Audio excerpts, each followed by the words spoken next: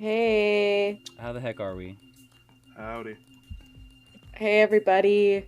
Doing great. Great. It's good to see everyone, even though we can't see you. We are so happy to be here today on this Saturday afternoon, Nerd Gaze sesh. I'm Rivka Yecker. I use they, them pronouns. And I have nothing else to add. Above me is Tobias Doss. Tobias, say hi. Hello. How are y'all doing this morning? To the right, diagonal of me, is Kurt Santana. Kurt, say hi. Hello. I think my camera's frozen. Oh, great. It's not frozen. Kurt's camera is it's frozen. Yeah, it's checking. All right. Everything is chilling today. Everything's very slow. We're moving very slowly.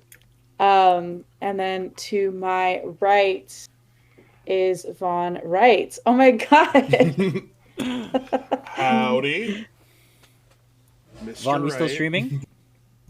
Are we still streaming? We haven't streamed in a long time. No. Well, would you like a shouty outy?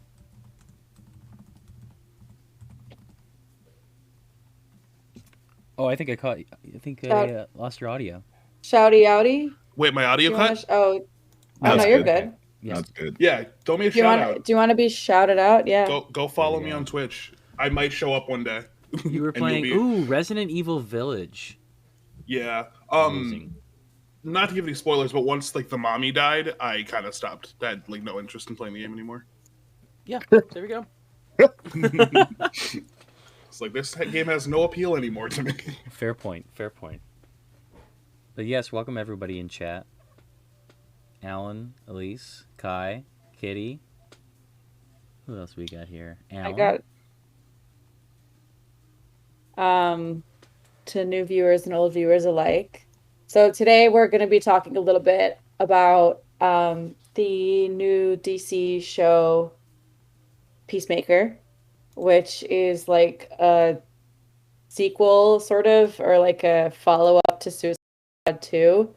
The good Suicide Squad. The good Suicide Squad. And we'll also be talking about the When We Were Young Fest and what that did to all of us. And then also potentially Joe Pera. And also I'm sure whatever else comes up. I'm not sure why I'm giving you this outline. Again, moving slow today. I like it. I really do. I'll be like, okay, cool. That's what we're doing today. I'm in it. I'm in the zone. We love structure. Mm-hmm. Yes. Lady D, best villain in Resident Evil. She can crush me. They know. They know. Mm-hmm. Vampire When We Were Mommy. Young Fest, IDKF, I've heard of that. Then should we start with that? Yeah. Okay, cool.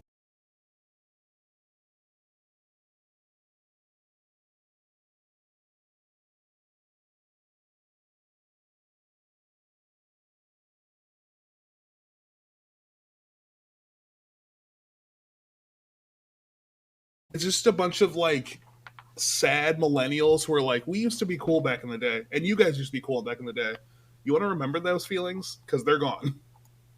Which is funny because I'll provide a little bit more context. So the festival is I wish we had a picture of it that we could show, but it's basically a festival showcasing early thousands to mid thousands quote unquote emo bands and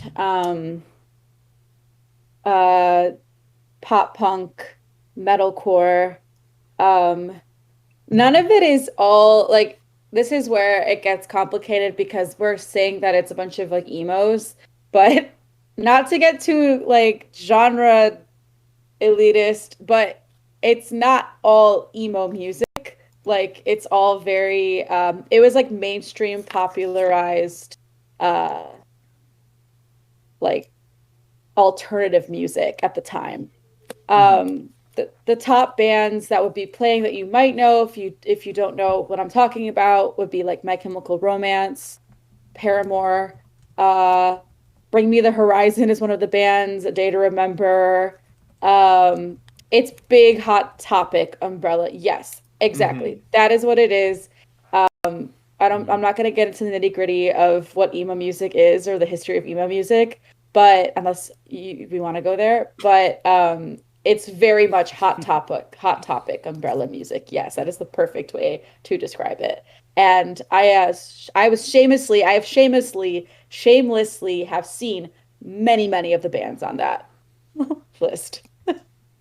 You could have seen probably all of those bands on my iPod during the time 2011 Oh yeah. 2010. I feel like even, yeah, absolutely. Uh, thanks. To this part of the convo because Um, I have too many feelings and I trust Griffith to voice half of them. Can I give, I think, some sort of the skepticism from people who have heard about the music and what they're saying about like Live Nation putting the show on? yes, yes, Okay, Talk about it. so yes. there are about 60 bands, I believe, on the lineup right now. There are two stages at this venue, and it's supposed to be a day event. They just added another day to it. Hmm. Because I think what was going on is that they put this lineup out and not everybody agreed to it. Because also today I saw a TikTok by Hawthorne Heights saying we did not know who Yeah. else was going to be on the bill. We found out My Chemical Hmm. Romance was there, and then they're like, okay, we're going to make sure that this happens. But if we're playing at the same time as My Chemical Romance, we're not playing at all. We're gonna go watch them. Yes.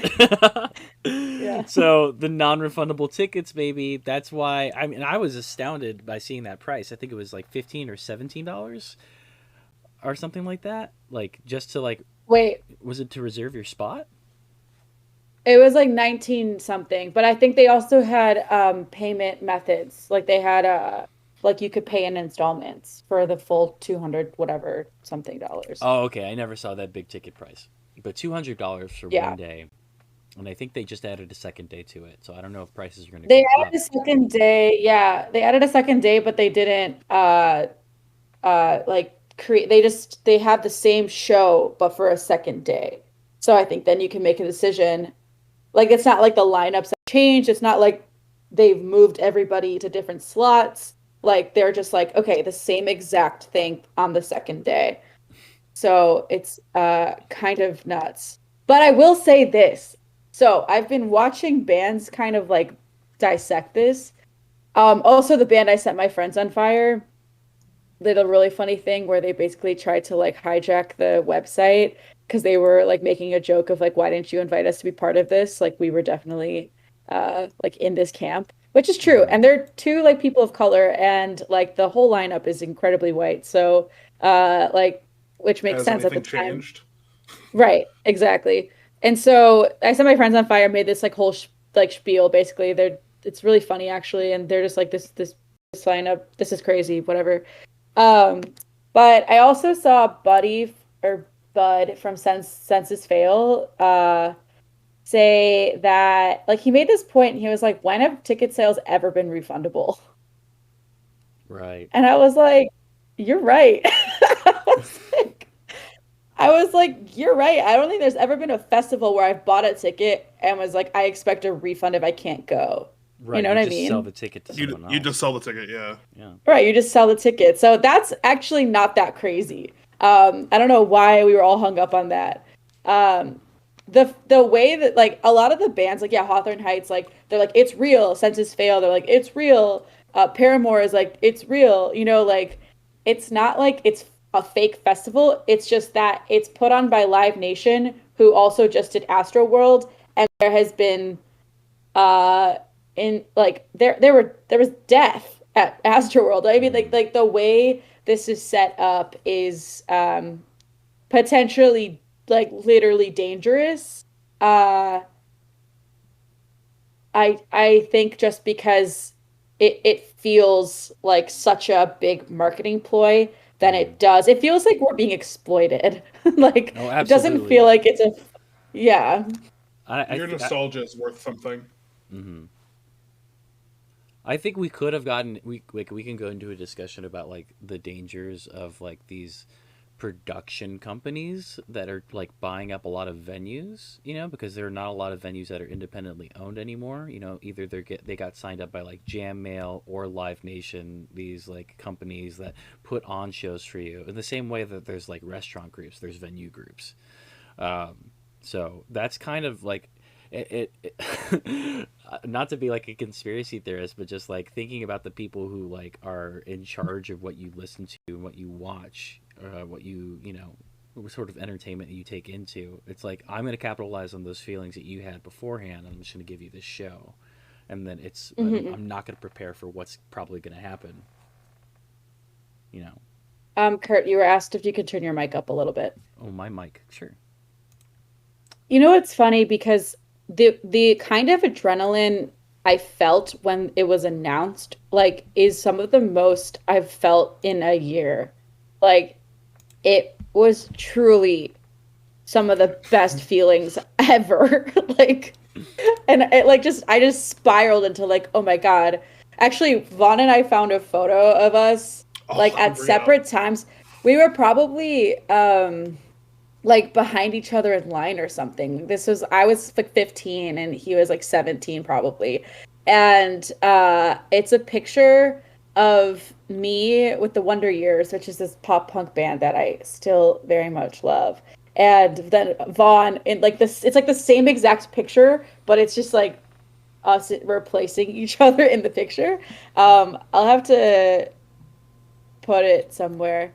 But it's like at Warped Tour. It's very funny, but it just like it brought me back to those memories of like the feeling of like seeing a Warped Tour lineup or seeing like a new tour for like these pop punk bands that I loved or whatever it was.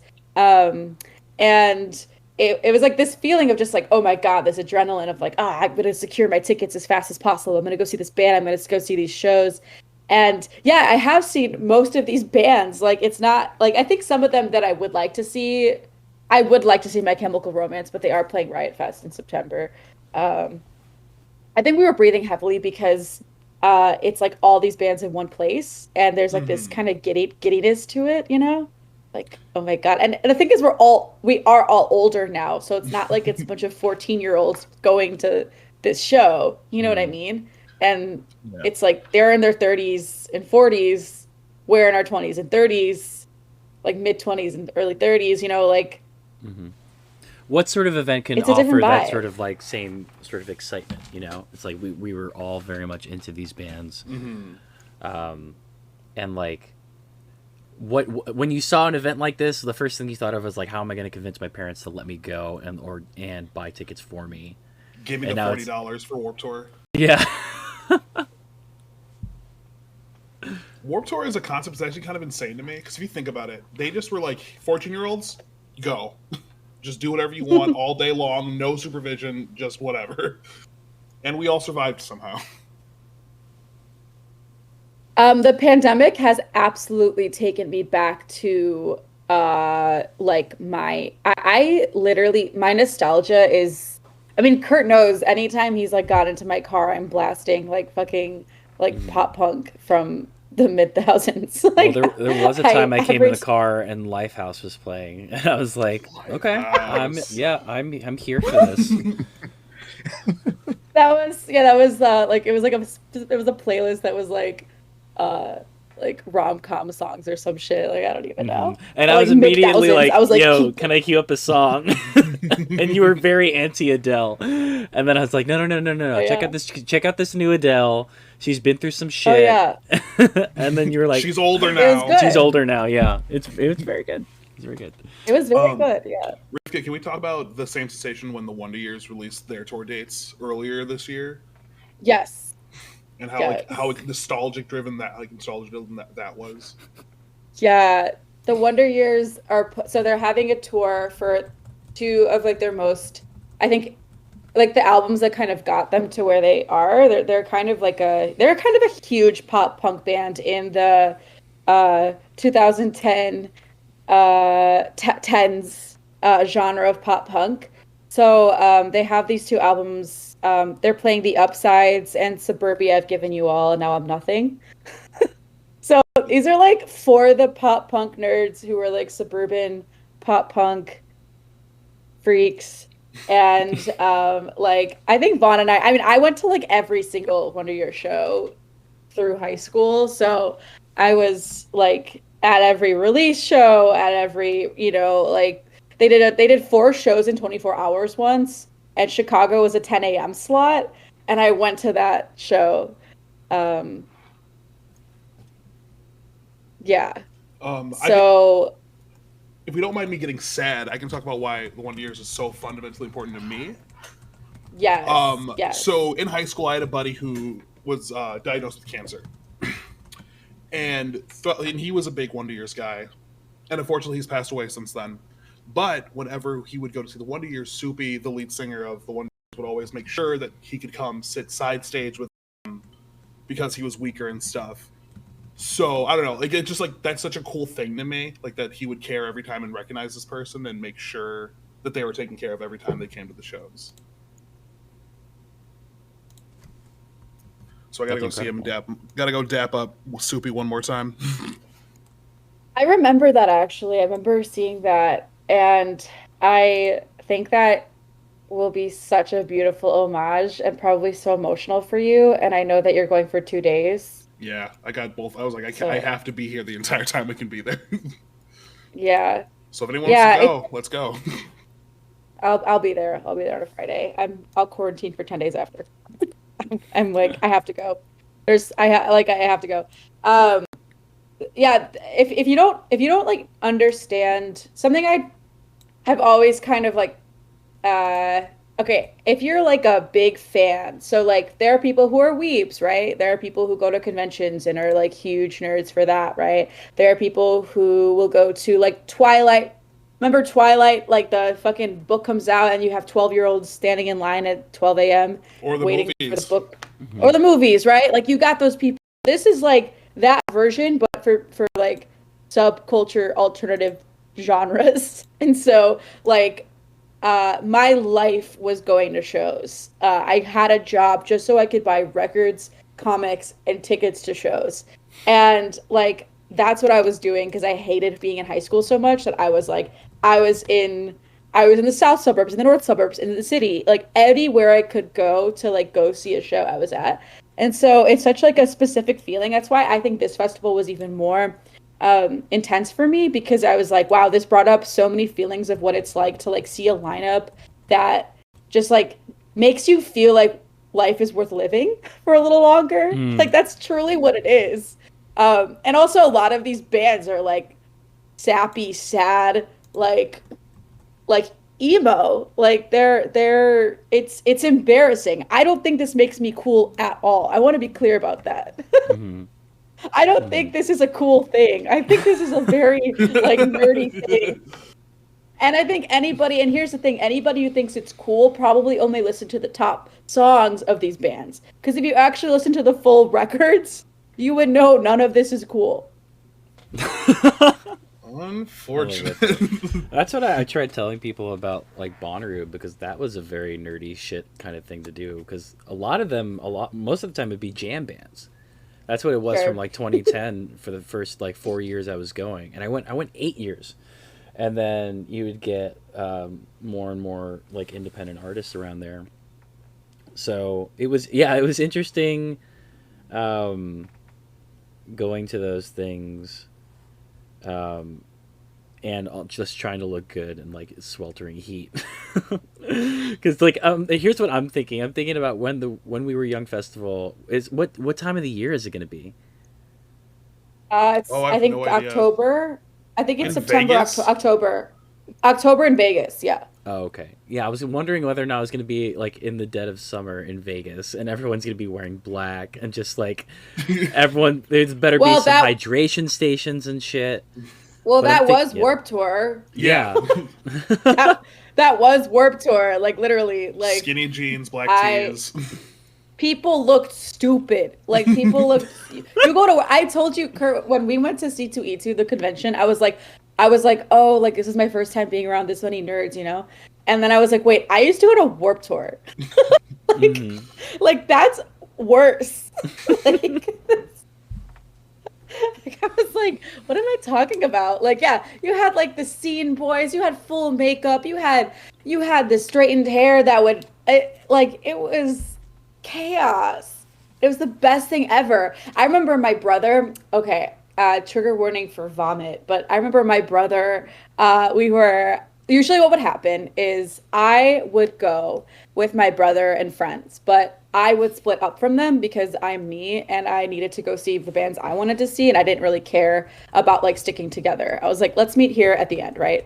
I remember, yeah, I'll get to that. And so I remember me and my brother would end up at the same show sometimes because we had similar taste in music. And so I'm giving you the full Warped Tour experience right now. And so and I was very, very responsible my whole life, right? Like I was like annoyingly responsible. So I would be like, hydrating, making sure I was taking care of myself, applying sunscreen. And after this set for this like metalcore band, they were called Vanna, Vanna. They were like, Love it. yeah, they were great. I saw their set, and then I see my brother in the pit, like in like a circle pit, like, and he's like, he's a skinny guy, like really fair skin, like, and I'm like, oh God, this motherfucker's gonna. He's not gonna feel good after this. I can tell. And we're in the pit. He's in the pit. I'm like, oh God, like let me go grab him after. And he's 2 years older than me, right? And we get out, and I'm like, oh man, he does not look good. He does not look good. And he literally comes out and pukes, like in the. I'm sorry, it's gross, I know, but like it was one of those things where I was like, you need to go hydrate right now. You need to I was like taking care of him then, and I was like, God damn it. And I remember specifically, and I'll get through this story soon. I hope you're all. This is bringing back a memory for me. I remember I really wanted to go see the Wonder Years, and it was my first time in Milwaukee for Warped Tour because that year I went to Chicago, Tinley Park, and Milwaukee. I went to 2 Warped Tours this summer, and I remember being like, I have to go find the amphitheater, but I've never been to this ground, so I didn't know how to get to the amphitheater. And so while I'm taking care of my brother, I'm like, dude, all right, figure your shit out. I gotta go. And I'm literally running across this fucking campground of like Warped Tour. It's also Summerfest grounds. And I'm running, like crying, trying to find where this amphitheater is. I just remember how stupid I felt. And I come in, I find the Wonder Years, and I'm like, get it, like slow-mo, like, get out of my way. And they're playing my favorite song as I come in, Don't Let Me Cave In. And I'm sobbing. It was like the most like intense moment of my life. And I'm sobbing, and I'm like, screaming the words, whatever. And they had like 2 songs left, and I was like, God damn it. But it was one of those, that was such a moment for me where I was like, God, this is so Warped Tour. Like, it's one of those things that it's totally lawless. And it's amazing, and I miss it. And now I have all this adrenaline because I remember that story. Was that might be the year that we took the picture together? Because I believe that's from Milwaukee's Warped Tour. Yep. We got to show the people that picture. It's really funny. Let me see if I can. Drop links in chat. Well, they're just photos, so can we share? Can I share it? Are there links? We haven't posted anything hold yet. on. Let me post it in the Discord. They post in the Discord. I can make an Instagram story. Anyway, Kurt, Tobias, what did you listen to? What were you up to back then? Listening to good music, or? No, because Tobias was gonna go to this festival also, so it's not like he's out. It's not like he's like suddenly skirting away from this. What? I wasn't gonna go. Disconnecting. Didn't want to go. Oh, you were actually gonna go? Okay, I was fair. just around like a ton of y'all, so like I just had to yeah, exactly, like Wow. I got tons of like old friends from high school and shit that like where like I got kids that I have to make sure I can get babysat, but like after that it's on. We're So I think I have a realistic chance of going because my mother's a frequent Vegas flyer, so she has like hookups when it comes to getting rooms and stuff. So if I'm there by myself, let it be. There you go. Love the hookups. And then I'm trampled or something. Oh dear. But that's festivals for you. Yeah. Music, hitting nostalgia Yeah. notes. Peacemaker's mean, not yeah, really doing and that. what? Peacemaker's not really hitting nostalgia, is it?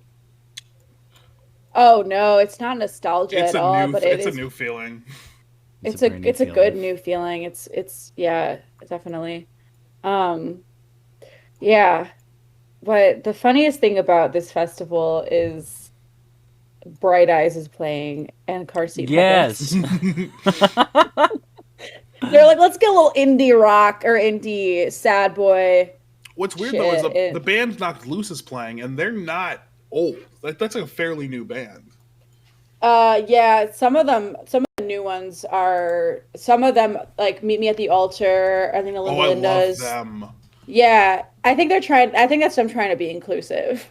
Yeah, it's like, hey, here's a brown queer band. Go ahead, like Right. at the bottom of the list. Yeah, so I think that was their way of being like, which is interesting because they probably could have found people in that. That's why I'm like, could have put I set my friends on fire. Like I'm like, if you're trying to make it a nostalgic event, it's a little weird. But I mean, I'm not mad about it. I'm happy. I mean, I applied for press, so like my whole thing is I'm not going to pay for it, but if they give me press, I will go. So, That'd be sweet. Can I get the? that's my. I mean I applied. I don't even know. I I'm like only real. I mean, I'm like if people. I mean, I don't think anyone that's like kind of into this would go. Like, I feel like you have to be very dedicated to go to this. Mm-hmm. This is like hitting deadhead territory. Yeah, like can I still mosh? Yes. Like, will I get in there and like be exhausted and have to like be escorted out?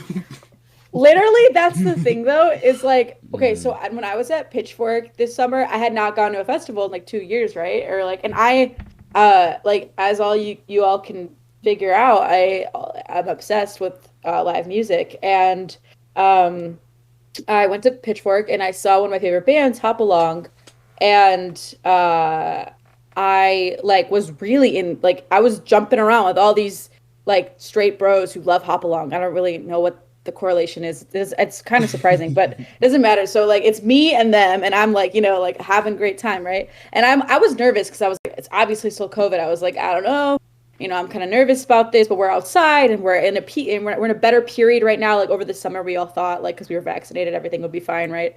And so I'm in the pit and I'm going hard. Like I'm singing every song, I'm bouncing around, I'm jumping, right?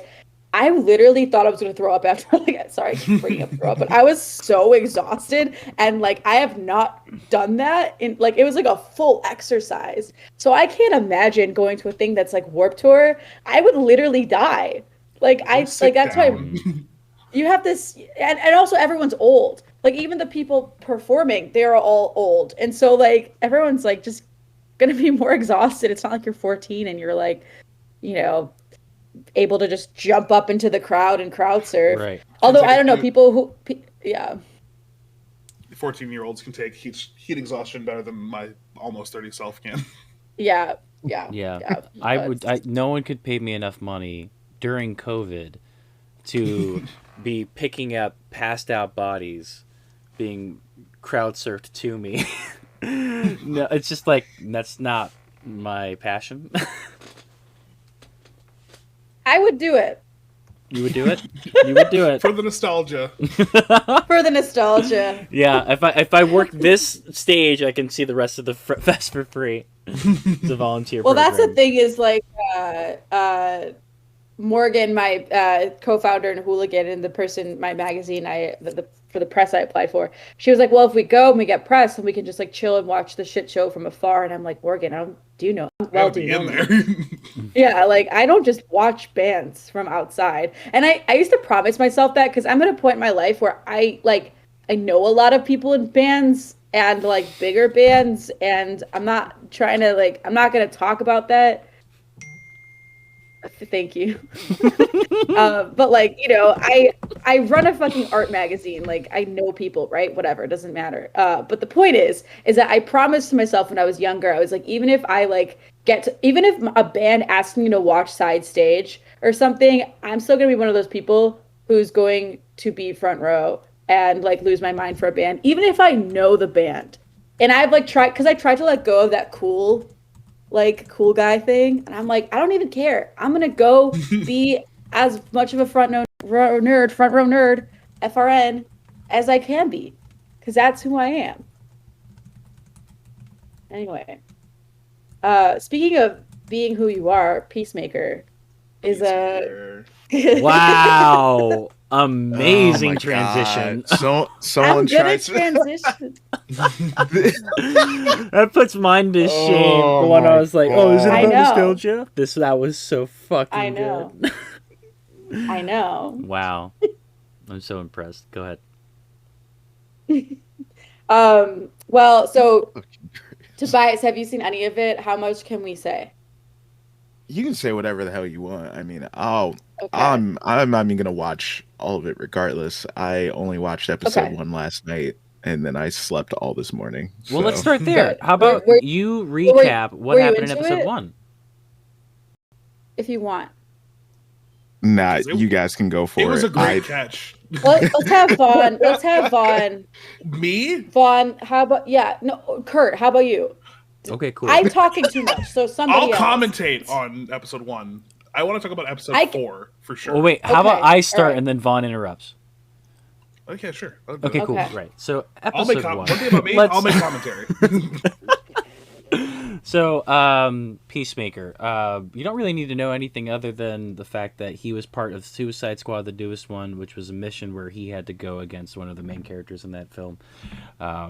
And what does he represent? He represents like America's ideals of like safety, but what cost? We're gonna shoot whoever we need in order to get the idea of safety. So that's the idea behind the Peacemaker, the hero. Into the show, he's thinking, oh, I'm free. Like, who the hell's like, there's no cops around here. Who's going to take me in? But it turns out he's being tracked the entire time.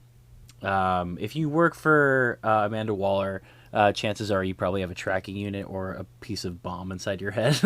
So at any moment they could kill Peacemaker. And so what happens is that he gets recruited for this team that's trying to take down a group called the Butterflies.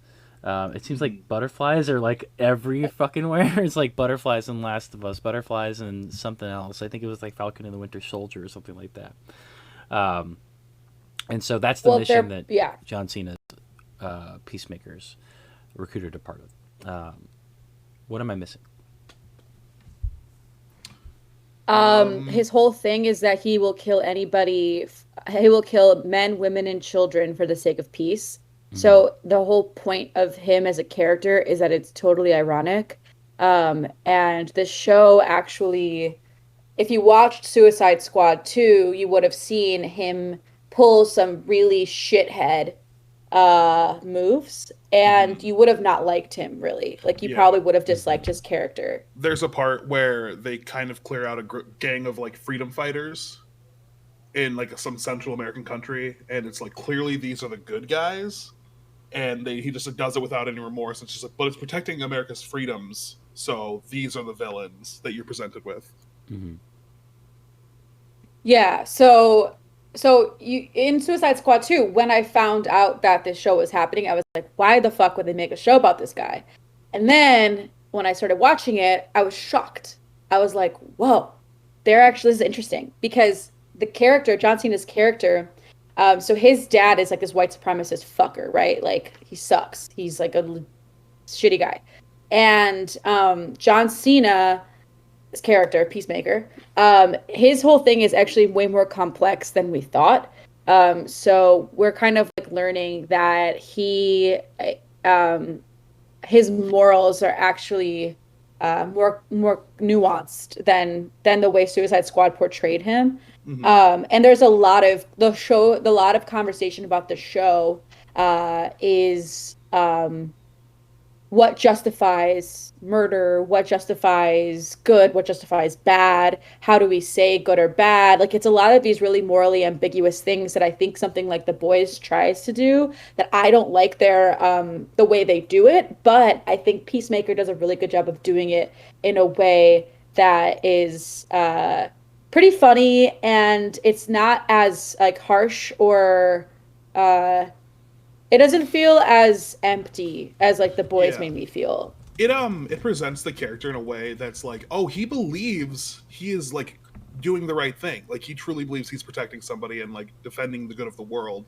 And then he comes to grips. It kind of comes to grips with that throughout this series so far, at least what we've seen. And he's like trying to grow away from like his like white supremacist father, like American ideology, that kind of thing. Yeah.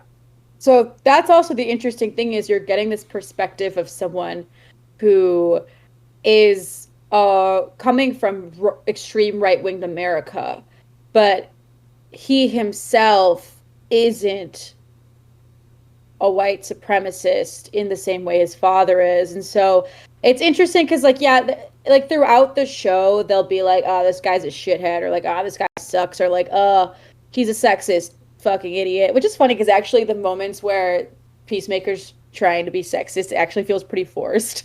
Like it doesn't actually feel that natural.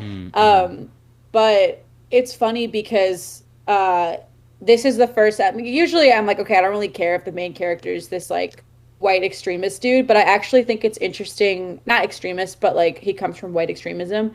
I think it's actually interesting because given the time we're in right now and sort of this like decontextualizing of like the Punisher or these like vigilante characters who are like doing good for the sake of someone else's mission, right? I think that it's actually a good idea to look at men like this, because he's not an anomaly, and many of him like exist.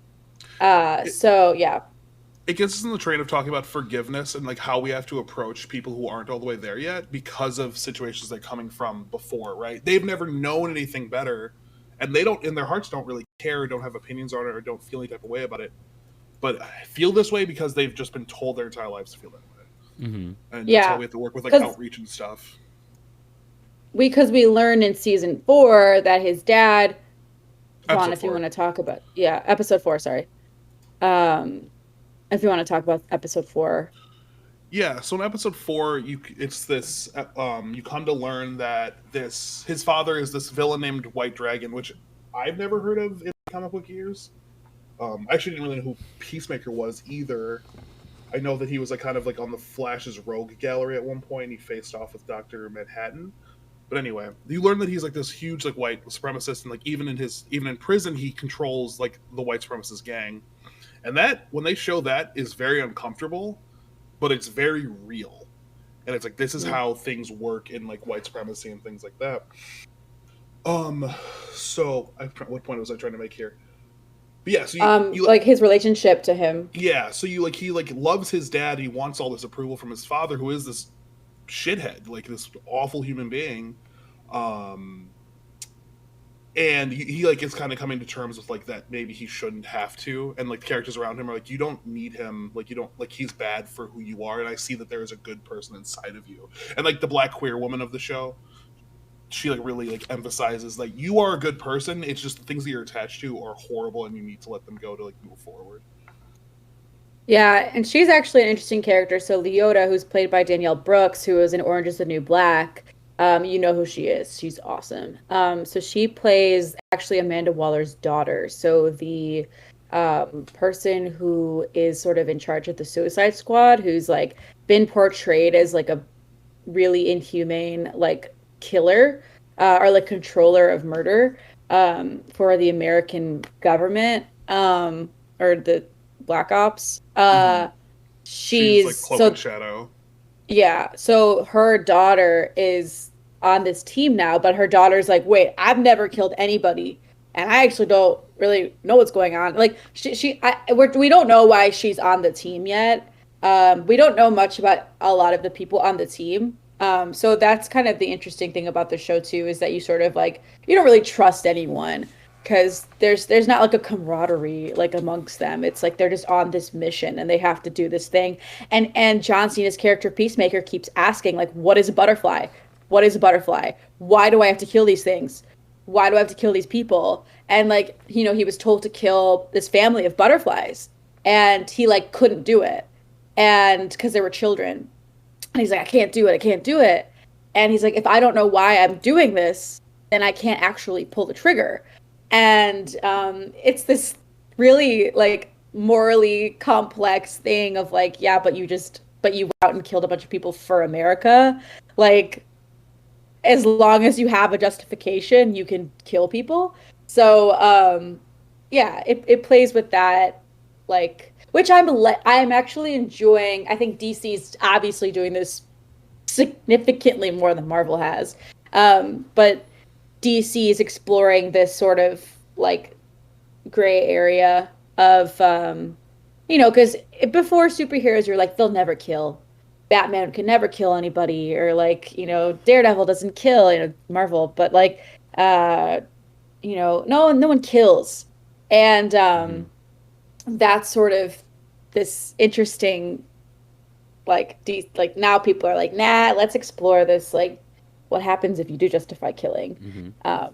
Because their whole thing is like, yeah, and that's a thing people think about all the time. Like, what if I fucking killed this guy and then he wouldn't have? Because there was a moment in episode 4, Vaughn, with Vigilante talking about Vigilante, also a character in the show. He's pretty awesome. He's kind of like you described him really well, Vaughn. If you want to describe him. Yeah, so the character is definitely like that cool pick-me white guy who's like very much like outwardly emphasizes like being a progressive a lot of times, but like it's cute, but it's like not too much. We all have one of those that's like floating around. He like might identify as bisexual. We know the guy. But yeah, he like does this good job of like showing like he's like in contrast, he's very much like who people like us might agree to be a good moral human being. So like that contrast is off like who Peacemaker is and his like progression. And then Vigilante will also like, he does kill, and so it's but he does it out of like his whole thing is like, Batman, or one of the neighbors of Vigilante or of Peacemaker's dad was kind of like, well, you're not like Batman. Batman doesn't kill. And then Peacemaker's like, yeah, but if Batman did kill any of the people he's throwing into jail, maybe people would stop dying. Like maybe the Joker wouldn't do some crazy shit if he just killed the Joker. So there's this confrontation with. People make fun of Batman all the time. He just like beats the shit out of people and throws them into jail and like calls that justice, right? Like, it's almost like it's like almost commentary on, if you guys know who the Red Hood character is from the Batman series. Yeah, because like had Batman killed the Joker, his Robin would have never died, or like whatever, or like sought vengeance against. Like, why didn't you kill the man who tortured me and killed me? Right. You just let it, and I was just like on the street again. Right. Well, Maya asked a question. John Cena's guy was okay, but just like leave him and use any other guy, it's fine because they're all in prison, can all have this arc. I don't think that's true, right? Because this is very tied into like white supremacy and the sort of not even metaphor, just like reality of like life that. Like, if you wanted to, like, have a character, a superhero, have a human moment, there's, like, no better example than this show, it probably seems. Yeah. No, I think Peacemaker can't. I think they purposefully chose this because of the way America is divided right now. And they chose this guy who grew up in white supremacist deep, like, country, and is poor, and is someone who genuinely thinks like he genuinely wants to do good. And so what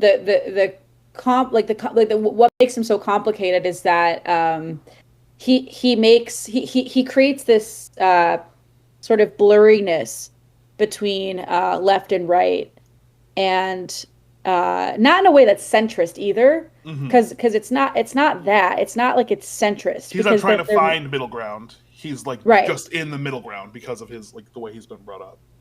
He was brought up by he wasn't brought up by just like your regular run of the mill Republican dude who is the CEO of whatever. He was brought up by like a literal white supremacist who like abused the shit out of him. The first time you meet him, he like gives every slur in the book, like as a greeting.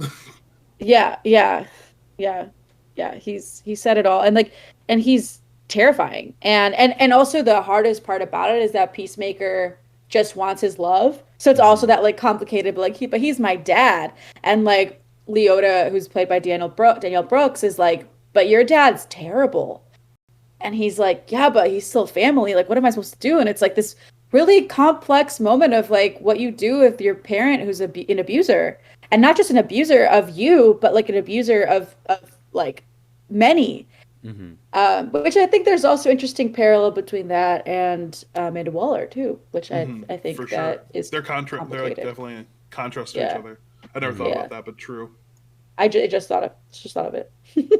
You know, I was thinking if it was a matter of tone or if it was a matter of like inserting comedy into a project, but it's really just all about the personal things about this character in the show that makes it so much more.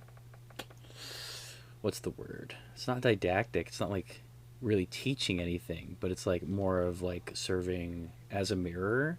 Whereas like The Boys is just like gratuitous violence. Where's the message? It's very subdued, right? Yeah.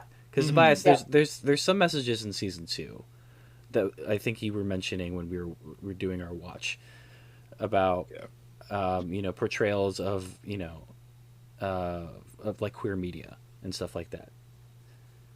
Isn't that right? Yeah, I mean,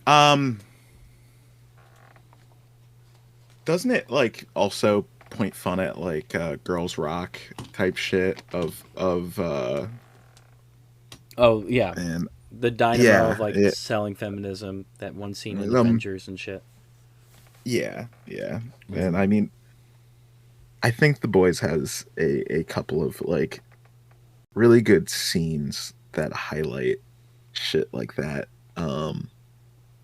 Even if as a whole, it sometimes falls into like the same trappings of, I mean, what it's trying to make fun of. And I mean, especially with it being like super dark and violent, it's definitely a like,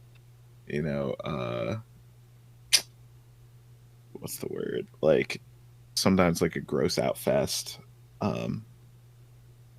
But I think it ultimately does like actually, especially with season 2, like it's trying to talk about how pervasive like white supremacy can be, and how like overall at the top, how like much how much that is the only thing that will like survive, with like what's the Homelander? Yeah. Homelander's like turn of like being a Nazi lover doesn't even like fuck you up. It's, I mean, just like, yeah, of course he would love the like woman that has been a Nazi for like 90 fucking years. And Right. like it has, I mean, like it, and like lets him live out like his weird mommy fetish. That's exactly what a white supremacist or a like dude that cares about America so badly would, I mean, want. Yes, and I agree. I'm not saying The Boys is total trash. Like, I want that to be clear. I know that there's like good points, and I think there's actually some really interesting like commentary there, especially Right. with that. But I also want to comment to the chat right now. I actually think John Cena is perfect for this role and is like the perfect. I actually think he's an impeccable actor for this. Because Peacemaker is such a spectacle. And John Cena was this like spectacle WWE Raw character. It's perfect. I watched John Cena growing up as a wrestler, as a WWE Raw performer, and so that's how I knew him, right? And so seeing him as Peacemaker, I haven't seen him. I don't think I've watched a lot of his movies. I think maybe I've seen him in other stuff. Um, and I actually think that he is doing this whole performance of a role so well because Peacemaker's a caricature. It's a joke. it's an irony. It's like his realness comes out when he's at home with his eagle, you know. But every other time when he's out in public, he's a public persona, and so that's why I think it's perfect for him. How many people do you think that are like Peacemaker who are fans of John Cena? Like, I think that's also, it's like, it's dangerous for his, like, role, too. Because, like, this is his audience. Yeah. His core audience is probably people who have, like, been raised by the kind of... lives. Yeah, who lives these lives. So it's like, this is, like, it's dangerous in that respect, too. Because, like, this is his career and that's his fan base. You know, are they going to pick up on this, like, subtle, not even jab. It's just like, this is what your life is like. And, like, this is how the world is. Yeah, I think this role only is seconded by his appearance in the Scooby-Doo crossover in the animated movie. So, 'cause that was a masterpiece. I think that's so interesting, Kurt and Vaughn. That's a good point. It's a great movie. But Kurt, I think that's really interesting in that, yeah, his fans. I mean, this show is one. It's very clearly quote unquote progressive as you know DC and liberal media is, but like it is saying he is consistently not like he's very like not a racist. Like his whole character is like trying not to be a racist. Like he's not trying to be bad, right? And so his whole thing, if he was, which is funny, not funny, but like his fan base, people who liked him, when he was a wrestler, he was a white rapper. That was like his persona. Yeah. Like that was his thing. Remember? Like yes. That was his whole thing. You can't see me. Oh my God. That was his whole thing. Yeah. And so now you look at like people, yeah, like that's a really interesting, like, do they know? I mean, they have to know he's making fun of them, but like the fact that John Cena is coming out and doing this very anti what he used to do. Wrestling is, it's regular cable. You could pick it up. Yeah. But it's like, if you got cable, and I don't think that that's really the issue, because listen, like, when I was back in my days of watching wrestling, I did everything I could to like bootleg whatever I needed to watch. The internet's a thing. Yeah. Like, don't worry about a subscription and whether or not like brands are a big thing, because it's Warner Brothers. I'm selling you something. Yeah. People are gonna buy it. People are gonna find a way to watch it, get a Fire Stick, hack that shit. Everyone I know has got a hack Fire Stick here on the south side of Chicago. So it's the new bootleg DVD, man. Like you bootleg Fire Sticks now instead. I forgot where I was watching wrestling on. I think it was on Spike. Yeah, for sure. Which, like, it was talk about another audience. Yeah. You know. I mean, I was like really into it, and I mean, a lot of it was very popular. It's like it wasn't just like a niche thing, unless it was. I don't know. Maybe I was weird, but like, it felt like. I mean, I watched it with my brother, and like it was a performance. Like, yeah, we went to C2E2. There's a whole wrestling like Raw section, right? Like it's spectacle, it's performance, it's fake, and there's definitely a cross between nerds and wrestling culture. Yeah, totally. Wrestling is like burlesque, and then it's burlesque. Yeah, sure. It's like. Oh, someone posted Magic Mike 2 on Twitter the other day, and I was like, wait, I have to see this movie. I'm like shocked. I've never seen it. It looks very good though. Oh, it's great. Magic Mike films are really good. Never watched it. We should watch it, because I was like, wait, this actually looks really good. Speaking of men in performance. Yeah. Hundreds of VHS tapes. But my grandma would record movies and shows from TV and kept them all in a VHS library that took up almost every wall of our house. Oh, guys. Oh my God, did you have DVRs? I totally did that. I have maybe like 20 tapes of the OC. That was my thing to record with VHS tapes. They're fun to watch. What was your favorite VHS as a kid? I ran the Land Before Time movies to the ground. Yeah. Yeah. My favorite was Space Jam, and then I had a family friend who destroyed he was like a kid, he was like fucking with the tape of the VHS and ruined the Space Jam VHS. And I swear to God, I'll never forget that moment. I've like held a grudge against him Like since. 13th reason why. Yeah. Oh. Sending you an Fucking actual tape. crazy. Oh my god. Mm. Mine was probably like a Will Ferrell best of tape. That was when they were making like best of SNL tapes for like Oh my individual God. characters. So it was the Will Ferrell one. I loved that. I remember that one actually. Mm-hmm. That's a good one. That's a good one. Mm-hmm. Definitely on repeat. Burlesque with aggressive touching, indeed. It's burlesque touch Bryce, what football. about you?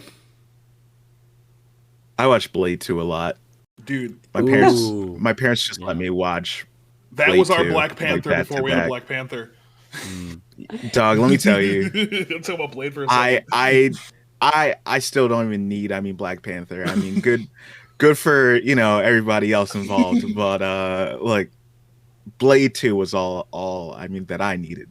It's So, so good because it's like they yeah. have a little bit of money from the first movie, and it's not Blade Trinity yet, which is the worst of the movies, I believe. I think that's like commonly believed. And it was like, oh Yeah. wait, this is a black guy who hunts vampires. Like, what else do I need for the rest of my life? Yeah, it's definitely not the better movie.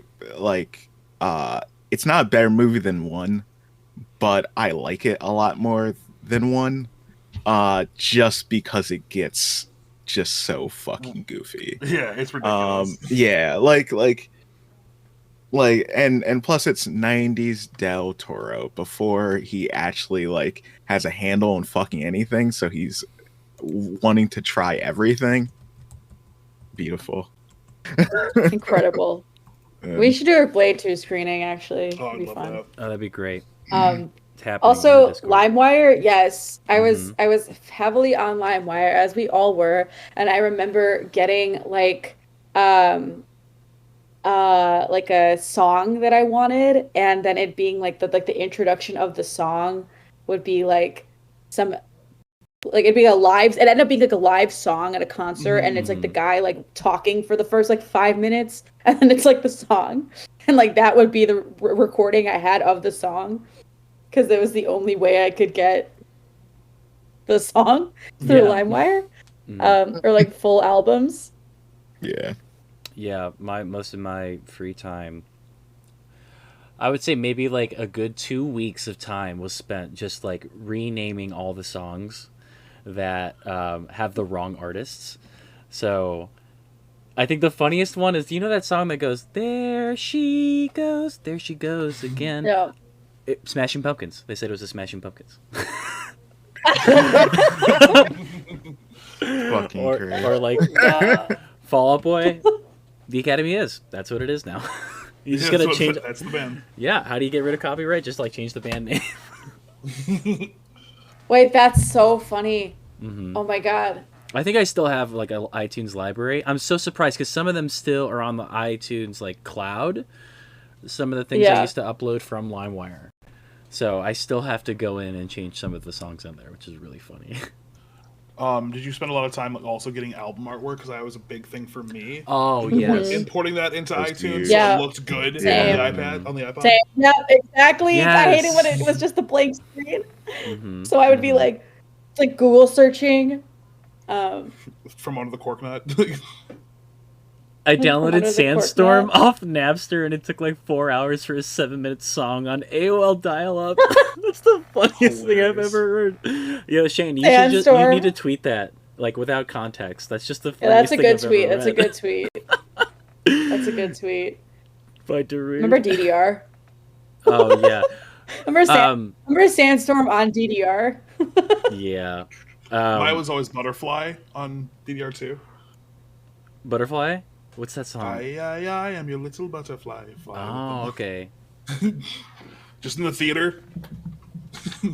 Imagine if you had to stream it one beat of Sandstorm, Sandstorm every minute. You think the things you accidentally saw from LimeWire? I never got those. Thankfully, I never got a virus from LimeWire. I don't know anyone who did. Did anybody? See Lost? I was pretty Gorgeous good. girls I was. know. Yeah, you would Yeah. know based on like the name of the file. I was. Yeah, if you had to be, we were trained early on how to spot a virus. Internet Like safety. I feel like yeah. it's the same. Well, and just like trial and error. I also feel like you just didn't know. Yeah, probably. But it also reminds me of like MySpace and like how I became like a professional coder for MySpace. HTML. As like a 10-year-old. $5 layouts. I'm like I BR. got you. I'm like BR, which meant like to the Slash next line. bold. Yeah, I was like, oh my God, a layout website. Mm-hmm. You would, honestly. You would. I would make mine was very minimalist. It was like no scrolling. It was just like black.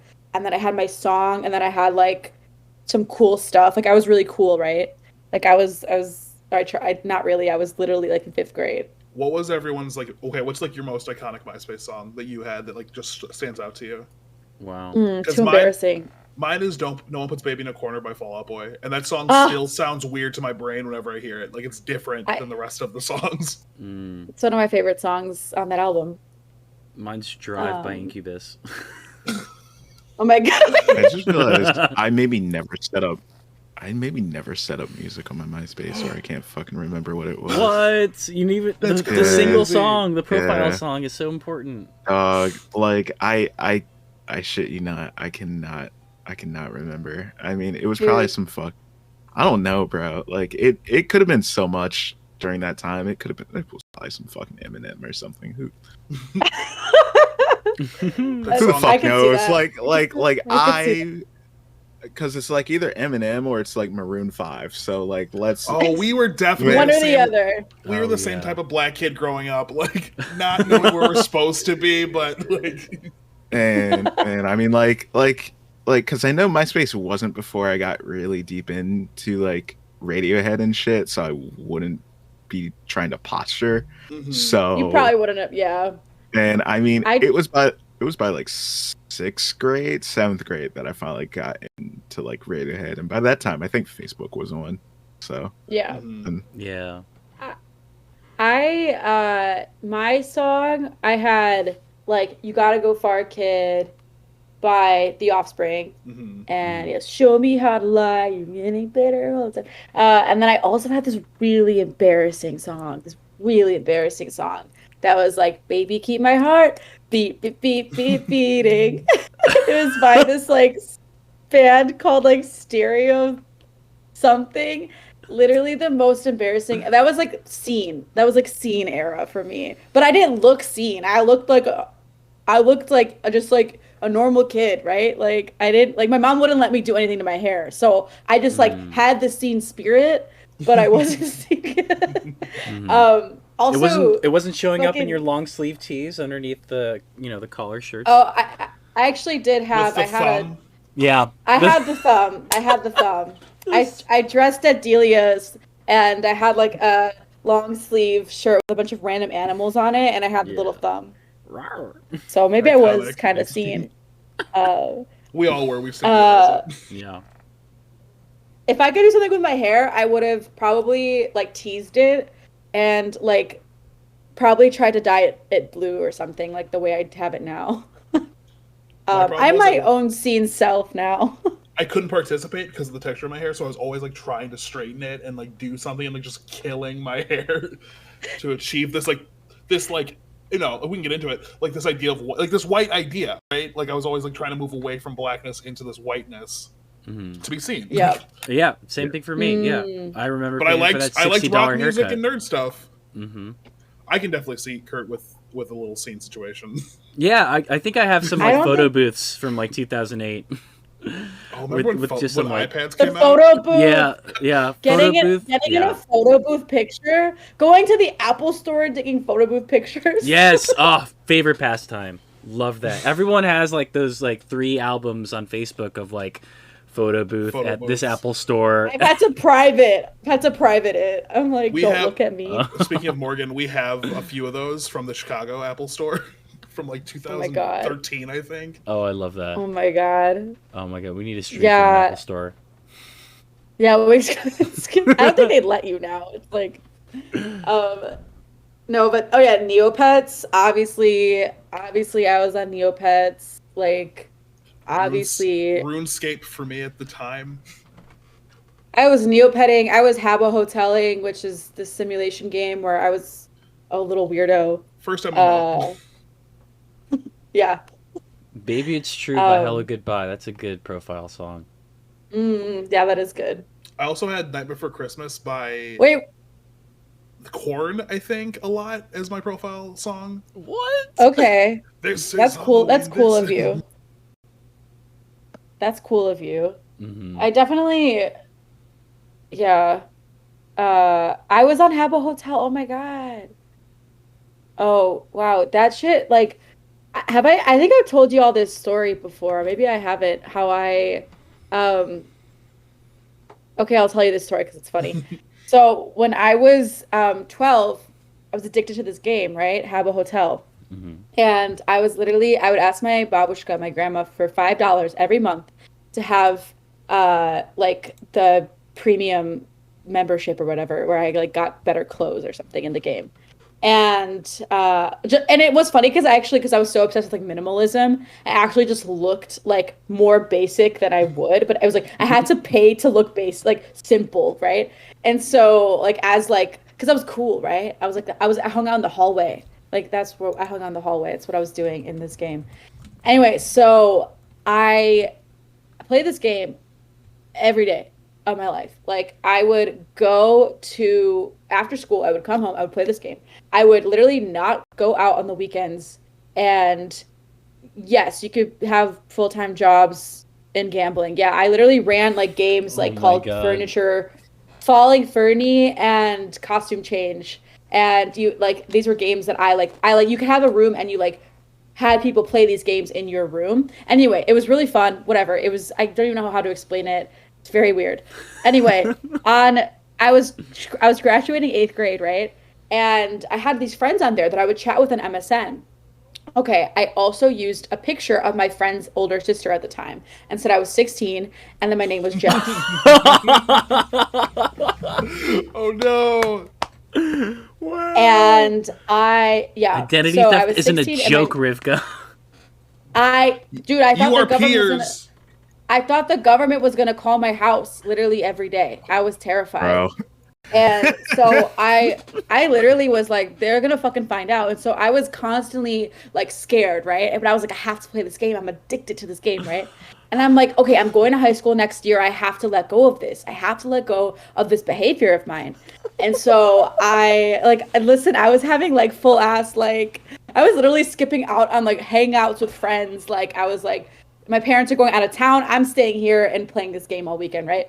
Anyway, and I'm at the hotel. And so listen, so my MSN friends, my Habbo Hotel friends, think my name is Jess and I'm 16 and I'm like hot, right? Because this girl was hot. And so they all thought I was the coolest. They all thought I was the coolest because they most likely were like 10 years old too. So I decide one day I'm about to graduate 8th grade and I'm like, I sent them this long message and I was like, I'm not who you think I am. This is so and my name's not Jess and I'm not 16. And I sent it and I logged off and I never went back. Where are the replies now today? I don't know. I was too scared. Now you got reply guys all the time. I know. Fucking hell, dude. Someone in chat's gonna be like, wait, I was part of that community. That was you? Y'all, have you seen... Jess? my My username was stupid but funny. That was my username. Stupid but funny. Libra. Anybody? Have you all seen the episode of Pen 15 where it's exactly this, but it's like a one-on-one like relationship between Maya and this other person who's like, I think 34 they say, and I think like the end of it was that like it was actually the person who has a crush on them, who's like the same age. That was so cute. Yes. But like, same energy right now. The reality was that they were probably also 13. Like it wasn't like I was also saying I was 16. Like it's more than likely these people were also 13 and not who they said they were. Like I had a similar experience on MySpace too. That's when we all used anime profile pictures instead, and we all were role playing. I can't believe I just admitted that on national television.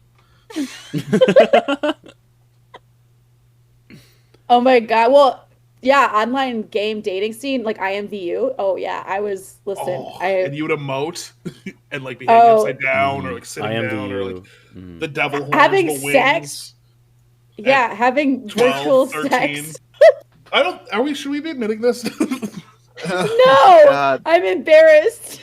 No, it's also like, yeah. It's I mean, therapy. sure, but it taught me a lot.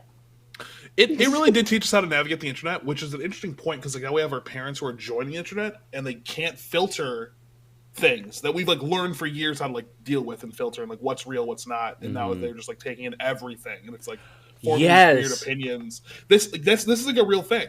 Yeah, like, absolutely. They read articles and there's like, oh, that's a fact. Where we're like, oh, like some jackass can just right now like write an article and like post it and that's it. And, like it's not real.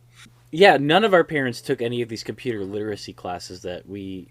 I mean, I didn't learn any. Yeah, I didn't learn any of. Yeah, I didn't learn any of this shit like from classes. Obviously, they were just like, "Here's Microsoft Word, here's Excel," and then like you're out here trying to like swerve from like fucking viruses on LimeWire. That like movie you're downloading is probably porn. I was on 4chan like in middle school, right? And it was like, haha, everyone's a racist. It's a joke. And then you grow up and you're like, oh my God, they're all actually racist. Like, it was never fake. But it teaches you how to filter. Someone said, I used to pretend to be a boy so I could get girlfriends at Club Penguin, and I should have known I was gay so much earlier than I did. Yeah, no, that's like the so Club real, Penguin to queer identity pipeline. Fuck. Yeah, I was on 4chan. Okay, stop there. Hold on. Well, wasn't Doja Cat on 4chan? A lot. This thing is, it was just this like rogue website. You thought you were cool and badass because everything was like edgy over there, but thinking about it now, terrifying. Wait, someone said that they were on a Disturbed message board.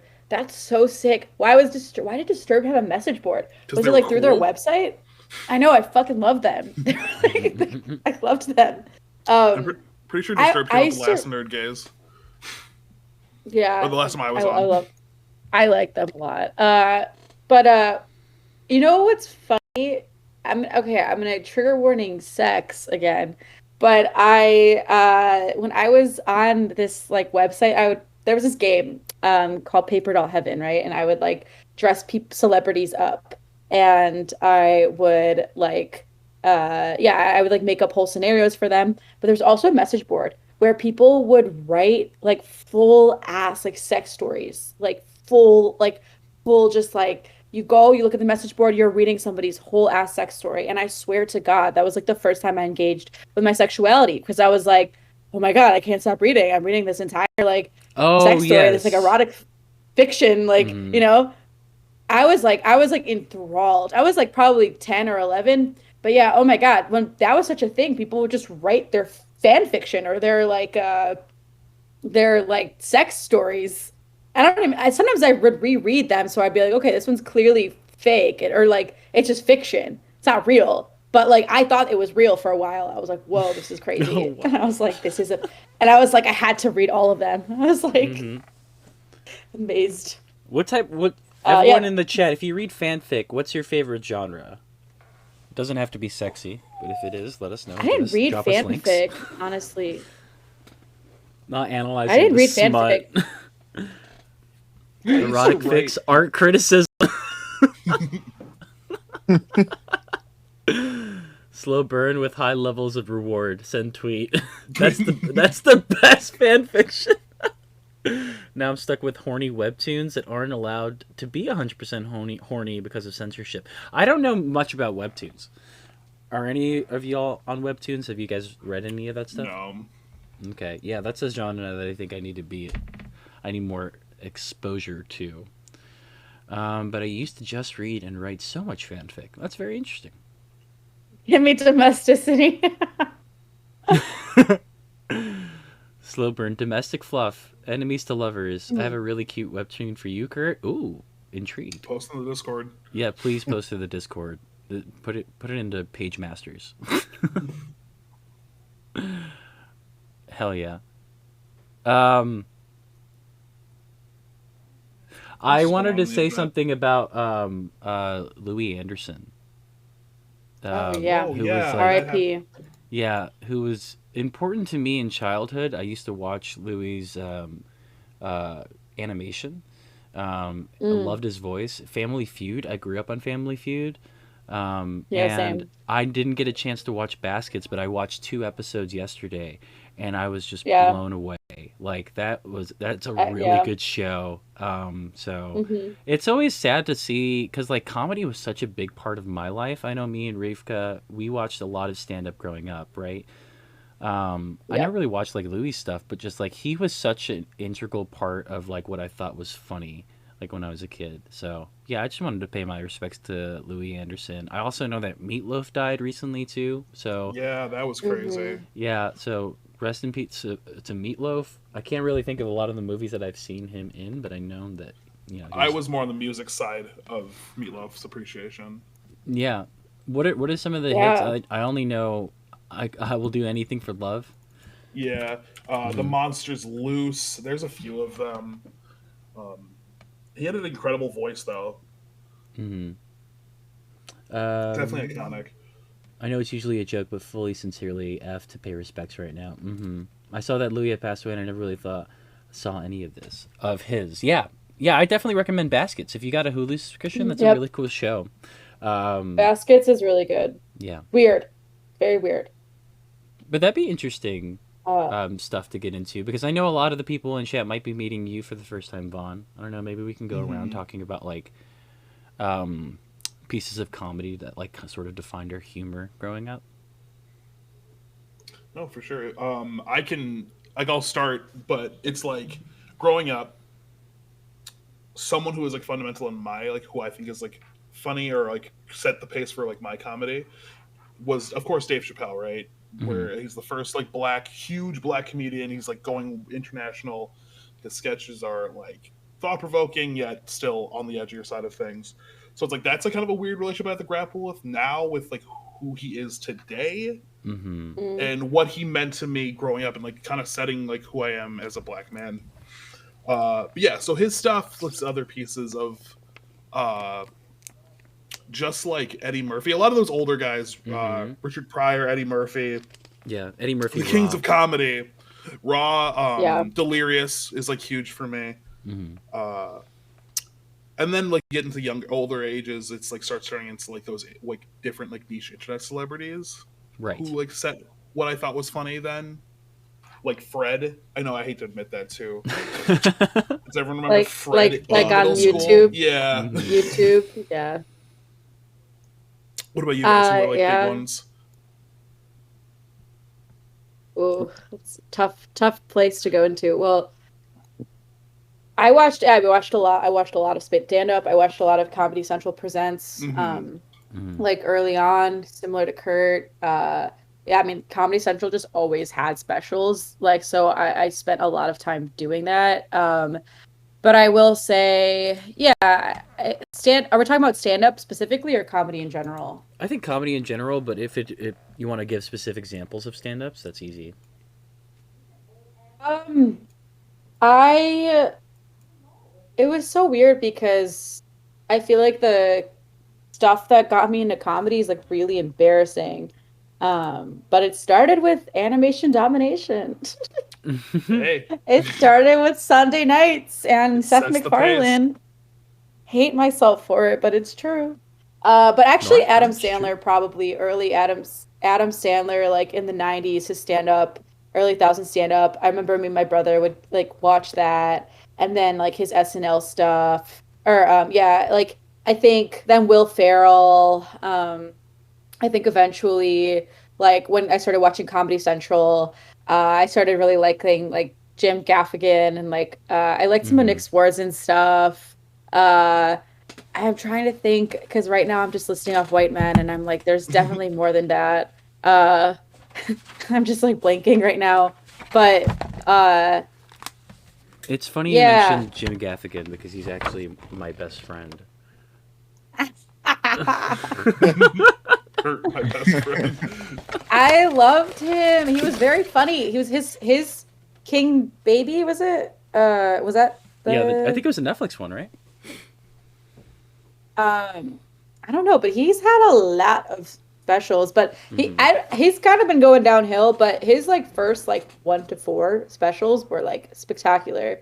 Um, and like I watched really like raunchy, like, like all those Comedy Central shows like Reno 911 and what else was playing on there? Like South Park. Mhm. South Park, yeah, like all that raunchy shit. And then eventually, well, the YouTube time was like Lonely Island and Smosh and Mhm. like that stuff.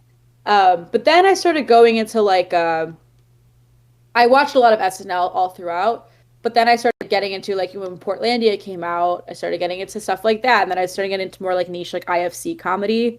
So I Mhm. had like a interesting like trajectory because I started off really like raunchy, and then I got Mhm. into yeah, Andy Samberg was definitely a huge influence on the way I am. The Adam Sandler and Andy, Andy like Samberg. Yeah. I mean, I was like a Jewish kid who was like, they kind of look like my dad's or like my brother. And I I was like, I was like, I don't know, like they kind of act like me and I kind of act like them sometimes. And also I'm having gender stuff. So, I think these, that's a big thing. It's like, oh, you look like me, and you kind of tell stories that like happen in my household, so it's like funnier yes, Mhm. for you. So you cling to right. those things. Yeah, for sure. Like, oh, Yeah. I I leave like, the stove on to keep the heat on in the house. Like that's a very like thing that like happens in my home. And who's a comedian you like? Someone asked who's a comedian you like and dislike. community I like and dislike. Okay, wait, as the same person because I have one that like fills both bills, that fits both bills. Yeah, do it. Hannibal Buress Mhm. is like the most divisive comedian to me because I think he's hilarious, right? But he's also a filthy landlord who doesn't understand what he's doing is like incorrect and like and owns up to like he's like I'm proud of not understanding this fact and like doubles down on it a lot. So it's very contrarian. Like that's a very like divisive thing for me. Mhm. Yeah. That's so real. I mean, most comedians, if you know people who do comedy, you're like, yeah, they kind of suck. Like Mm-hmm. that's just kind of the truth behind comedians.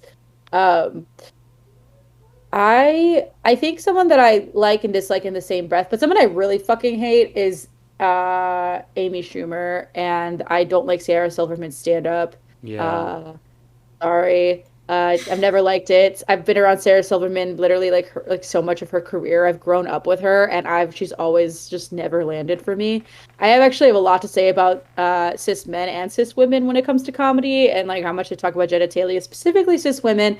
I've been around a lot of like comedy in like as an adult too. And like I used to like work in a bookstore and so that we had like all like women like comedy nights sometimes and there was so many jokes about how men suck and vaginas and blah periods blah blah blah blah and I was like I'm gonna go up there and I'm just gonna give a routine that has nothing to do with any of these things and I'm still gonna be funny as fuck like Mhm. I just got so annoyed because I was like why is this the only topic of conversation for these anyway I'm yeah. waiting for our 5 minutes back to back on stage in the next few months. So Oh yeah, we're Oh all gonna yeah, have let's tight go. Let's do pods. it. We're gonna do Let's open do mic it. nights. I'm gonna, Let's do it. I'm gonna Mhm. talk about how my mom's Um, white and how that's like changed the trajectory of my life. yeah, I Um, definitely have stories about crazy immigrant parent shit, but I'd love, I I'd have like love, a whole list of things. Tobias, I loved it. Would love it if you'd answer the prompt that we had of like the formative comedic experiences, and then perhaps answering that question after, if you have a comedian that you like and dislike. Um, let's see. Adam Sandler was a big one. Hmm. Uh, like, I remember me and my dad seeing fuck, what's the movie with Kevin James? Chuck and Oh, fuck. I Chuck and now Larry. pronounce you Chuck and Larry. I now Mm-hmm. pronounce you Chuck and Larry. Fucking hard. Just like seeing Adam, I still watched him through his worst years, Hmm. and you know what, like that movie's a little bit more heartfelt than what it should be. Mm-hmm. Um, Hmm. And don't want to like stand up for Adam Sandler being like homophobic at various times throughout that movie, but it's good. And who's someone else? It was about like there's Adam Sandler, there's Jim Carrey. I like specifically these two because I was already that kid that like really loved serious acting, and both of those guys would make turns in to that, and I really like that. Also, Will Ferrell as well. Yeah. And, Top three. yeah, Big three white boys of the early thousands. yeah, I'd yeah, say. and for sure. Dave Chappelle, I always thought was funny, but like I was maybe I don't know, I wasn't too young for Dave Chappelle, but like a lot of the jokes, or well, yes, I was like I was like too young. Like so many of the jokes would bounce off, that it wouldn't matter until I got older, and then Dave Chappelle became really funny for me. And then also around that time of getting older, like Louis C.K. was a big deal, but that was also because I didn't really give a fuck about his stand up really. But I loved Louis the show. And I Same. thought that was really like important to me. What else there? Oh. I really liked Donald Glover's fucking stand up. We can get into that too. And like let me tell you, like I don't think necessarily the funniest guy, actually. Like I can think on a lot of those jokes, and you know what? Like Donald Glover's the only dude with 5 jobs and is bad at all of them. like let me tell you, like that was a really wild time of him getting away with like just so everything. much shit. Yeah, just like that man was not a great comedian. Like, sure, some of those jokes were funny, and like at the time, like, yo, I'm cracking up. But like, I can't go back to those and like go like, yeah, this is still funny. Like, cause like he really was like on a real kick of like he was trying outrageous. yeah. Like, and man, if you go back to any of his music before Camp, the fucking internet, like Cul-de-sac, whatever that fucking album's called. Oh my god, dude, all the fucking Asian girl jokes. I'm like, my guy. He was really trying to be that, like, hey, I'm a black guy, I'm involved in white culture, and like that was his entire niche. Also, Asian women are really into me for some reason. Like it was just real weird. Of like, all right, man, I like get it. I have to say that Donald Glover has most of the songs that I consider love songs for a certain reason. I'll just leave it there. Fundamental in my life. Oh yeah, but then we can talk about even that side of comedy, right? Like his YouTube career, like the bro thing. Were you guys into that? The Dare comedy? Anyone in chat? Dare the trio of the Mystery Team and stuff like that. Yeah, I did not like movie. Mystery Team. I think there's at the time I thought it was hilarious. I think I got into it like later on. I remember watching the Mystery Team movie on a train with my friend, and I think there was just like this one scene where they like see someone milking, and I was like, let's turn this off. I don't want this. I'm done. I'm done with this. But they had really good sketches. I really enjoy them like now, but I did not like them back then. Maya says, if you have a comedian clip compilation, it's almost funnier than just sitting and watching the special.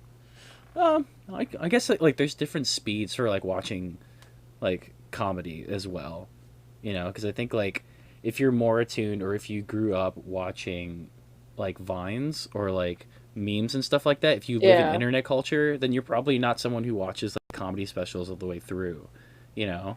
I mean, I it was like I was gonna say I could like sit through like a half-hour like stand-up special for like a fest. Like I remember showing someone a Reggie Watts like set from like Pop Festival and like sitting through that and still thinking all of that was like hitting. Like I'd be like, oh, that's a really good piece of comedy. And you look over and Yeah. they're not enjoying it as much as you are, and you're like, okay, what's wrong with this person? Yeah. Yeah, same with me. It's like for me, it's definitely the experience of like the performance in the show. Like, I also Comedy Bang Bang was like huge, Yeah. huge influencer for me. That was my show. Like I started watching that probably in 8th grade, and so like that was big for me. And nobody else I knew watched it, so I was always like, like, oh, this stupid niche show that I like. How do we feel about Eric Yes. Andre and his program as well, too? They're kind of like, Yeah. I love it. Mhm. I loved it. I loved Eric Andre, also Black Jew, great guy. Rare. Not as much as you think. At least in, like, I guess the mainstream media, I'd say, then. I could I give you mean, like 10. We have Drake. Drake, Whoopi Goldberg. Drake. You could do Tracy Ellis Ross. Hold on, hold on. I know all of them. I have a doc for this very thing. I actually used to write docs of Jewish celebrities. I was weird. Anyway, but Zoe Kravitz, Lenny Kravitz, Lisa Bonet. Zoe Kravitz is half black, half Russian Jew, and Lisa Bonet is half black, half Russian Jew, and they had a kid, Zoe Kravitz. So and not to give you my whole Tiffany Haddish. Not the list.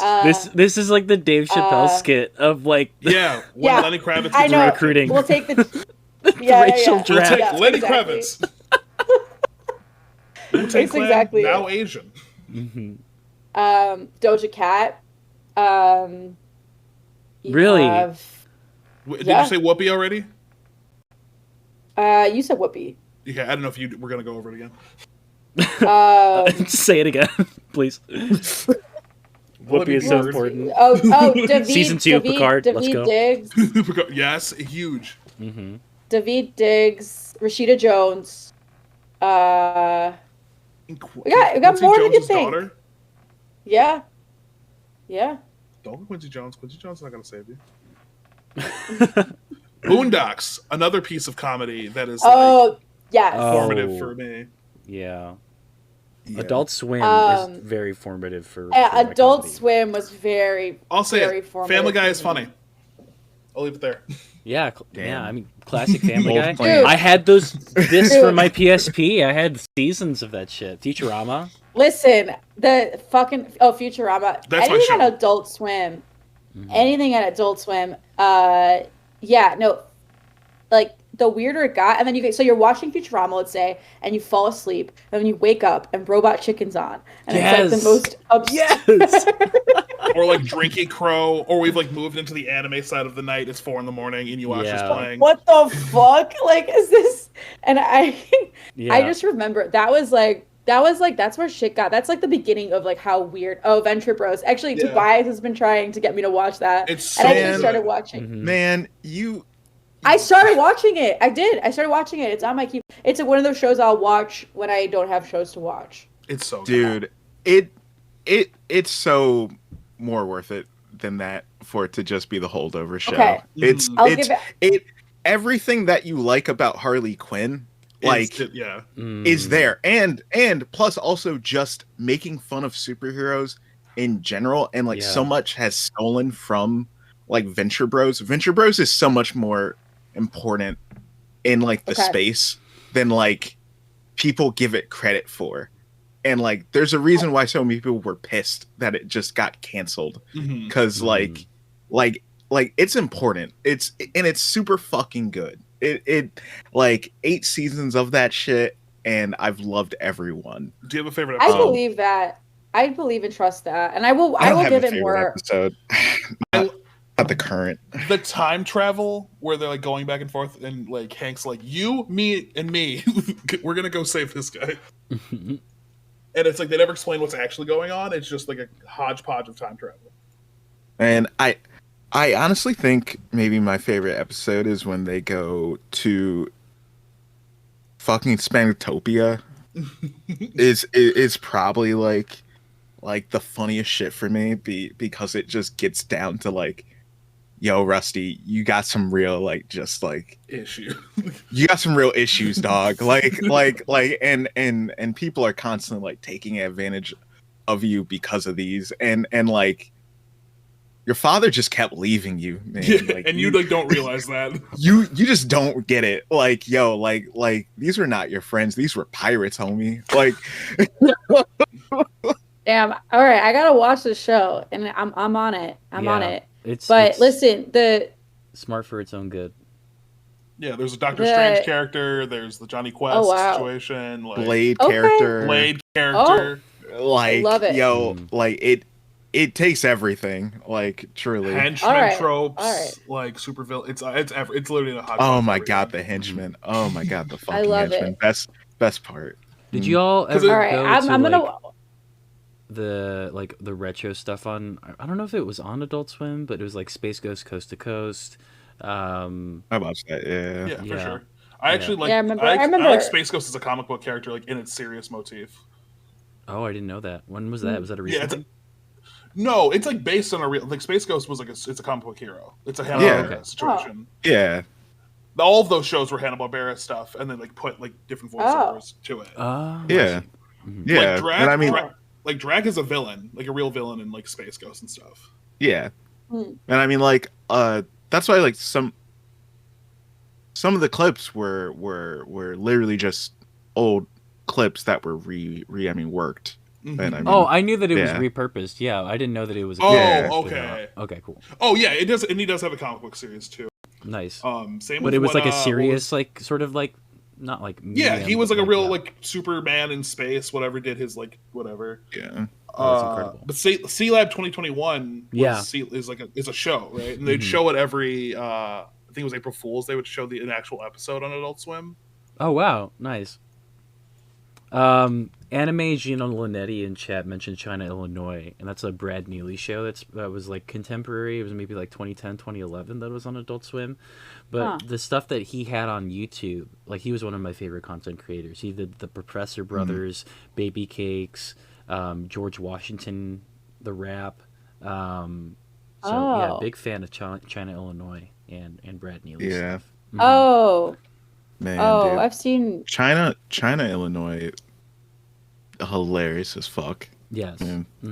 Like, just oh my god. I watched it in college, and after it had all came out, and I was mad. I was so fucking mad. I mean, pretty much. I mean that it didn't get more. Yeah. Dude, that's real. That's how I feel about Detroiters, but no one ever wants to listen to me talk about that. Why is that already canceled? Yeah. Yeah, Tim, and I made my friend watch it with me the other day, and they were cracking up because it's really funny and it's impossible to find anywhere because Comedy Central, I don't know why, but like I have it on. They have a grip on their content. It's so stupid. Yeah, I know. I was like, everyone should be watching the show. It's like wholesome, good Midwestern comedy. It's very good. Well, I don't think there's going to be a scarcity of Tim Robinson projects because I think he just has new projects coming up like all the time, which is probably good for him. Because like, give me something new, my keep it guy. fresh. Yeah, he's my guy. That's where my comedic taste has devolved. Like it has evolved into Tim Robinson sketch comedy and like his and Detroiters, his show. But I want to circle back because people said they. Okay, yeah, go ahead. Oh, the characters is very good too. Yeah. It's another show he's part of. But he only has one sketch there. Right, but I was going to say that one was a formative piece to like my new comedic sets. Like every comedian in that show really knocked it out of the park. Kate Berlant's one, John Early's one. Like, oh my god, yeah, definitely. Yeah, that kind of sketch comedy is definitely like the direction I like. But I also, it's hard to find a show that like actually makes you laugh. That's because at one point like The Office and Parks and Rec and all that, like those were genuinely like fun shows to watch. Like they were funny. Like The Office and Parks and Rec will make me laugh. You know what I mean? Also Bob's Burgers and Bob's Burgers. So I mentioned Animation Domination earlier because people are saying they're not into Family Guy or Simpsons American Dad. So all of those shows were on Animation Domination, and I watched that since like I was like in fourth grade up until like college. Like I was a huge every Sunday I would watch it, and if I couldn't watch it on Sunday, I would record it. Like I watched every new episode, and I still Mhm. to this day like watch new Bob's Burgers episodes. But that was like very much like a even when it got bad, like Family Guy, American Dad. I didn't love American Dad, and like King of the Hill was on there too. And Wait, we're not just gonna Simpsons. gloss over You King of the just Hill. literally the just like best- dismissing. It is the best animated comedy, and I will die on that hill. Mhm. Yo. Put that in a time It's good. capsule. It's very good. It was great. I have no. I liked it. I liked it. I liked it. Damn. It wasn't like It's I was like. so weirdly good, and I can't explain it to you, but it's perfect. Home movies Home Yeah. Alone is a The string or like Truly of just a H. John gem. Benjamin throughout everyone's like Yep. comedic life. Yeah, Archer. Archer's great. Archer, yeah. But it's funny because when Bob's Burgers came out, I was like probably like 15 or 14, and I was telling everyone to watch it, and no one would watch it. And I was like, yo, this is really good. It's on Animation Domination. And then it got really popular. That's It's how I streaming felt. services. Oh, so Yeah, it with existed streaming outside of it? services. Like Yeah. it existed outside of Animation Domination, then it came to Sundays? Oh, no, it No, was like an started on animation. Domination. It started on Oh, Animation okay. Domination, and then And that was it Fox, became right? eventually. Yeah. Yes. Yep. Yep. And yeah, and I just remember I was like, everybody go watch the show, and they're like, this is weird. Mhm. I was like, it's fucking good. And then You know, H. John Yeah, Benjamin also had yeah. an offbeat comedy show. It was kind of like an Impractical Jokers kind of thing, but it was like a very more awkward version. I feel like it had like Annie Milonakis sort of vibes to it. It was called H. John Oh, Benjamin oh my Has a God. Van. Oh yeah, yeah. Yeah, that was a good show as well. Billy Crystal. Oh, and then Sorry, go ahead. oh no, we love Billy. I love Billy Crystal, like, Mhm. but mostly in When Harry Met Sally. Yes. But I guess this brings us up to Joe Pera, which I know Vaughn and Tobias haven't seen yet. But Kurt, Hmm. me and you like it. I absolutely love it. I Wh- really like that. Why do sort you of- like it?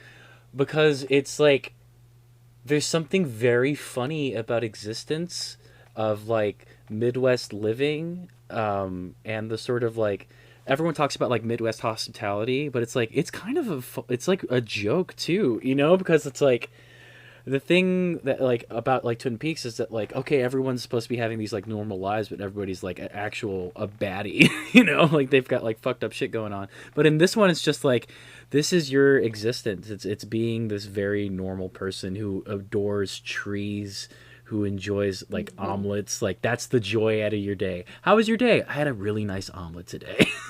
you know. That's Yeah. it. Yeah. So the show that I got exposed to Joe Pera from was the Falling Asleep with Joe Pera, or like I think that's the name of the Yeah. show. Yeah. And he would go through themes of life. Some of them would be love. One is like fear. Oh wait, Joe Pera talks with you? There's two of them. I think there's one of them is like Oh, okay, going to sleep with Joe Pera, and then Joe Pera talks to you, which are two different series, but they're Okay, both yeah, pretty yeah. much the same thing. Another one's like a slice of life. The first one's more of like these are like themes of life that he talks about. But yeah, I just like watching his comedy is like watching syrup fall on pancakes. That's what it feels like. It's a slow burn. It's not as but like once it hits you, it's like it's a big impact. It's just like this was not supposed to be funny, but once I saw it, I think one of my favorite sketches is him at a diner, and he goes up to this one family Yeah. that's eating, and it's the dad talking to his family, and the dad's like kind of pathetic, and he's like talking about the perfect egg bite. It's like putting hash browns Yeah. and Oh, egg. it's Connor O'Malley. It's Connor O'Malley. Connor O'Malley. Who like this Yeah. is not normally his comedy. His comedy is very much like pretending to be a Trump supporter, going to those rallies, and like, oh my god, him pretending to be a Cubs fan in Chicago is probably some of my favorite comedy ever produced. I love him. Mm-hmm. Yeah. Well, he's also he's in Detroiters. And I think you should. And I'm telling you, Kurt, Mm-hmm. I'm gonna make you watch it. I don't give a shit. I'm doing it. I'm Yeah. coming over and I'm making you watch this show. I don't There we care. go. That's it. All right. So the thing is yeah, the perfect yeah, that's a perfect egg bite of him being like, all right, man, like let me show you. So it's like, let me take you through the perfect egg bite. And then it's like this piece of bread, and he's like, all right, first you gotta put cream cheese on it, and then you gotta put purple jelly on it. And then Joe's like, wait, do you mean grape jelly? And he's like, sure. So then it's like grape jelly, and then he's like, then you gotta put butter on this side, and then you gotta put the egg just right so that it won't crack in your mouth because you need the perfect bite. And then he takes the perfect bite and it cracks, and he's like, shit. Mm-hmm. And it's like He's like, Daddy really it's needed like, to win. and then the wife's like, he was trying, all right, he was trying. And Mm-hmm. it's just like I know it's taken out of context, so whatever Kurt and I just did might not be funny to you if you don't know what we're talking about. But the show, I think what I love about it is also it's like it's not like, I watched the first episode with my brother because my childhood high school best friend was like, you have to watch the show. And me and my brother watched it, and we were like, is this supposed to be like funny? Because I'm not like cracking up. It's like really, it was like nice, it was pleasant. And so then I ended up watching the first two seasons because it's 11-minute episodes.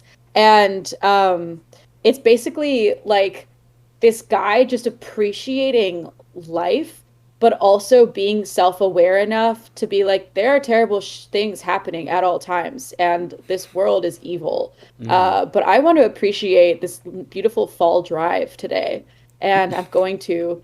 And his like girlfriend ends up being like survivalist, who's yeah, and like she's constantly paranoid and scared the world's gonna end. So it's not like it's like totally like out of it's like not like it's just like this wholesome show where he's not aware of terrible things happening.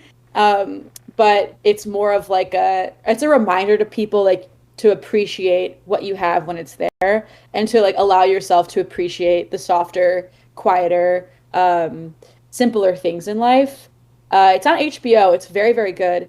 And it's made me cry. It's made me laugh. Like Mm-hmm. it's got it all. Like it's really good. Like Yeah. I'm pretty shocked by how good it is. And it's just so Michigan. Like it's like if you know anything about the Midwest, like me and Kurt are in Chicago and Vaughn's in Wisconsin. Wisconsin. And Mm-hmm. Wisconsin. There's actually a Milwaukee episode, and where they go to Milwaukee, and it's really funny. It's um and Tobias is in New Jersey, so like we're kind of different places, but if you know anything about the Midwest, like it's it's pretty fun to watch. Mm-hmm. Anyway, you all should watch it. It puts you in a really good headspace, I think. Yeah, Rivka, I think you'll be delighted to know that his character doesn't really come off. I don't think I've seen him because I saw him in person, and that's how that's his like sensibility. Because Oh wow. he was hosting this comedy like open mic, which was basically just him and all of his like buddies. So I think his partner in the show that you watch was actually on the lineup as well. Um, and it's funny because they give away a DVD every night, and like I think Joe brought some of his like tomatoes, and he gave those to the crowd too. Oh But it was some of the like most yeah. eccentric comedians I've ever watched, and I think like the group that he comes up with, like his contemporaries over in New York, are like going to be the funniest people on earth. Like, but they're also like Hell yeah. redefining comedy as a genre. Like, this is completely different than anything I would have like liked Absolutely. as a 10-year-old, Agreed. 13-year-old. Yeah. I'll like look at I look at the call his Instagram, and I'll like Hmm. see who he's interacting with, and I'm like, they're all so funny. Like Hmm. it's so good. Uh yeah, he's awkward. Like he's socially awkward. He's very just like uncomfortable, and it's like such a but he's so sweet, and he's funny as fuck, and like it's great. I don't think the Oklahoma is the Midwest, but someone asked. Are we There you go. gatekeeping the Midwest now? I just don't think I've never considered it that. I think it's the South. Hmm. Sorry, you can't get in. You don't either. Yeah, I was only there for like 4 days. but I didn't see that much of a vibe shift. Actually, there was a huge vibe shift. Sorry. Yeah, it felt very south. I have to say. I think like people of color are probably the best way to gauge that. Where can I feel my skin right now? Okay. Yeah, that's definitely what it was. Like, I'm originally from Indiana, and I've lived at OK for a long time, and yeah, that's very much the definition of the Midwest. That's why they call it the crossroads of America. You got to get through us to go to someplace else. Mm-hmm. Yeah, I mean, like, I guess we're in Chicago, so, Mhm. and I didn't grow up in a rural area. I grew up in a really like ethnically diverse area, so it's hard for me because I think even if I were to go an hour south of it to Illinois, I would feel uncomfortable. I mean, like driving through like the states is scary. Like Mhm. it's especially if you're like queer and or with trans people or like you're clearly not like White. yeah, there's yeah. Yeah. That's Or the same like thing. yeah. If I drive Yeah. an hour or two north in Wisconsin, it's like a totally different world. Hmm. Same Dude, thing in yeah, New York, Wisconsin too. gets scary fast. Yeah. Yeah, for sure. Anywhere, really. Yeah. A lot of my pals here say they're from the Midwest, and it sounds like they're just rebranding themselves. Yeah, they want to be like us. Hmm. We have the best emo music. We have The panhandle's above the Anyway, line. it looks like we're Yeah, looks I like think we we're ready are to coming wrap to up. 2 o'clock. Um, What should our closer be? I like that question about the Uh, comedians we like and dislike. So maybe something that we're excited about and something we're not excited about, just in general, just it's a in general terms of media. excitement and dis. Hmm. Oh, cool. Tobias, you start. Damn, bro, why me? I've got one. Fuck. Um, just finished Succession season 3. And life is good. The best, so good, just amazing. And I'm actually really excited to get into Euphoria now, since I have time for that. Stresses me out. Oh. Can't do it. Yeah, I'm not uh, doing it. Too much Yeah. anxiety. No, Opting man, out. Not, man. not for me. No. Oh, man. Unless we're all doing uppers at the same time, no, thank you. I don't know what it is, man. Any media that is like inherently stressful, I'm like, let's go. I Why know wouldn't I you. show up? I think my daily life is very stressful in my Mhm. brain that I like literally can't do it. Like Right. I think that Tobias, you seek for that. I My think life you is seek for that. stressful. I know, I don't but- get phased as I'm much. too much I of don't an know. empath for Euphoria. Okay, but honestly, Yeah, I mean But, that's like, it for was real, hard for me to though. get through. I may Really? destroy you. Like I just And- like I was feeling too Oh. yeah. I was locking too Oh, much I into love it. that. But that show is like well done, and that show, like, I mean, whatever. You've also Euphoria. I hung out with a bunch of people who did lots of drugs in high school. It is very triggering. Yeah. I had Like, the it's opposite. genuinely. My position with So- substance so did abuse, I I. can't I- watch it I- really. Man, I have a best friend that Yeah, passed. Like, Same. I mean, same. I have but the same. but like still, like, that does not stop me from like watching that show. It doesn't stop a lot of people. I think Yeah. a lot of people. It feeds. But also, I saw something that was like Skins Euphoria, and I was like Skins forever. I was like, I will always go Man, back to Skins. I think you're being nostalgic there. Like I mean, I watched Skins, but like Skins is aight. Mhm. like I think you know, Euphoria. I think it just stresses me out. I think it just stresses me out at this Yeah. point. I think No, I'm the- just like First scene Yeah. of just seeing Zendaya I like couldn't laying out, like, get I, through it. I was done. I just Yeah. looked very scary. Yeah. It affected me more than Requiem for a Dream. Because I was just like, these are some What? grown ass white people doing their own shit, you know? And then Yeah. like this is like yeah. these are like marginalized people like not getting the attention they deserve, or you know, I don't know. Is it like I don't know like the social makeup of the show of like, you know, these people going to these high schools and doing the things that they do. Yeah, I don't know. It's hard to watch a high school show. People like I think Sex Education is a much better representation of like being messy and in high school and like whatever. Like maybe I'm just more wholesome than you, Tobias. You are. You absolutely are. I know, I am. I I am. love messiness. Like if it's like I mean, I'm a like messy queer. Like my life is a mess. Like I will I'm say in it. with Euphoria, I was straight edge until 2 years ago. So my entire experience is totally like contrast to that whole show. I had no exposure. yeah, yeah. Right. I don't know what it is. It was Succession. I was like, yeah. I like ramped, through that, and then I said, all right, that was a good like show about familial trauma and how like fucked up a patriarchy can be. Let's get into some other like fucked up nonsense. What are the queers doing? Let's go.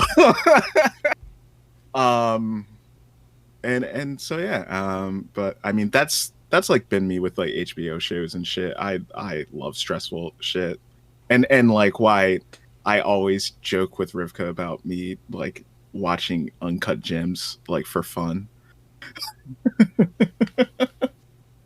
Dude, never forget when I started sobbing at the end of that movie. Yo, let me tell you, this was me most of the movie of just like, yeah, let's do it. Let's do it, Howie. Let's fucking go. Like, yo, you're placing your bets in every fucking way right now. Oh, let's do it. And it's just how it ends. God damn. See, okay, if it makes you feel better, I do like this show that's a Spanish high school crazy show called Elite. And it's like basically a bunch of teenagers getting into like fucking incest, polyamory, drugs, killing people. Like it's really good. That's a good show. It's a total mess. There's gay stuff and threesomes. It's great. It's a great show. Yeah, maybe I my can. list. The White Lotus is a pretty solid powder keg. I wasn't too stressed out. I was enjoying the roller coaster. Not incest being the first point. Yo, just what came up. Trying to really stress that edgy point there. Just like, yeah. It's Spanish. They don't pronounce their S's. It's in Spain. Mm-hmm. Oh. All right. España. Who's next? All right. Who's next? Yeah. Vaughn, I think you had one ready. So it's something that we're like excited about that also maybe be disappointing. It could be the same thing, or it could be that you're not excited about. Okay. Because mine is definitely Microsoft acquisitioning Blizzard and buying the company out. It's like it could be good for the games I like, or it could continue the downward spiral. But we'll see. I don't know. I think with how Activision Blizzard itself was going, I think it's better for that company. I don't think more consolidation is good for the industry in large. Like that sucks. But like if we're worried about Activision, like Blizzard, and like Blizzard actively being able to actually change and then also keep its like central identity of actually being like Blizzard being able to make other like properties and not just keep putting out like Overwatch and Diablo for like the next however many years, then probably good. Open world. That would be great, actually. I mean that's already would have already been. That would have already been done by now. I mean because they already own Rare. They already own Banjo. I mean, but hey, you know what? You can finally get a new Spyro game. Yeah. And What the hell? I mean, there's just so much IP that has not been touched by, I mean, Activision, that like that it makes sense for I mean, it makes sense business wise for Microsoft trying to like get in on that while they're obviously in the lowest place that they fucking could be. Um, I mean, Mm-hmm. it. I think that I do want to say fuck Bobby Kotick and like 100%. um I I I really wouldn't. I don't want that man to, I mean, have a nice exit out, but he's going to get that because of who he is. But like, um, you know, it was a smart move of like just, I mean, saying like, yeah, this is it. I'm not gonna do anything more here. Everybody already hates us. Um, Yeah, they're a public enemy right now for sure. But they're doing a lot of purging. Hopefully, I don't know, like we can see a better like overall Blizzard underneath Microsoft. I think you do. I mean, I really think that like Blizzard was just in a really rough place, and Activision wasn't helping with that, and obviously trying to like destroy their like who they are as a um pretty much as a games maker, even though that them destroying who they are was obviously internal as well, with Hmm. everything that was going on with sexual assault and fucking just like the rife sexism there. That was like one of the hardest things. Was like not only is my game being getting is like turning bad, it's becoming bad because of these horrible things that are going on. Like they're like it's a self fulfilling like loop. Mm-hmm. Yep. Yep. And and So that's my answer. Anybody else? Yeah. Luca, you want to go next? I mean, what I'm not excited about or am excited about. what you are excited about, just What am I excited What are you about? feeling I don't know. I mean, complicated I'm stoked about? about. Uh, A lot of things. well, yeah, right. I mean, the biggest thing I'm feeling complicated about, and I'm not going to try to get into another tangent because I realize it's past two. But just as simply put, um, interested about words becoming decontextualized on social media platforms, as something Mm-hmm. as simple as the word emo to something as serious as gaslight abuse, or anything in that realm. If we look at the interesting West Elm Caleb phenomenon that just uh, happened, I'm sure you all know about it. If you don't, let's Google it. talk later, I guess. But yeah, I think that's what's on my mind the most right now is like social media semantics and like uh just sort of like the research of how linguistics has evolved in the current landscape that we're like operating in, and how scary it is for people to just take meaning out of words, and those words just get regurgitated as if uh, they were always meaningless, and it Mm-hmm. takes away context and history and purpose, and it's very scary. Yeah, that's what's on my mind a lot lately. I'm probably going to write about it. So that's my feel. But who's next? Kurt. Yeah, I think that's me. Um, I don't know what I'm like feeling complicated about. I guess the thing that I'm excited about that like really hit my like nostalgia bone was that they're gonna make another Chicken Run, and a new Wallace and Gromit movie. So Oh, I wow. guess I can feel conflicted about that because Chicken Run is a very important movie to me. At least like that was probably one of the most watched things when I was a kid. Very important VHS. Yeah, damn for real, right? Yeah, they're both Netflix properties, but you know, it's just like I don't have a lot of confidence in Netflix, and like I don't know. I mean, it's the same studio that made them, but you know, it's gonna be cool. Another thing though is like Britney's saga. You know, I'm just like it's. I feel like that's like very interesting to me. You know, growing up with like a very popular pop culture figure who like I think like the way that people treated Britney was a lot of how I think you could see popular media treating women in general. You know, Mhm. just like her. I don't know. I watched the Britney documentary. I thought that was like very interesting. But like, I'm just like giving snaps every single time that she's talking back to her family and be like, "You're all fucking fake."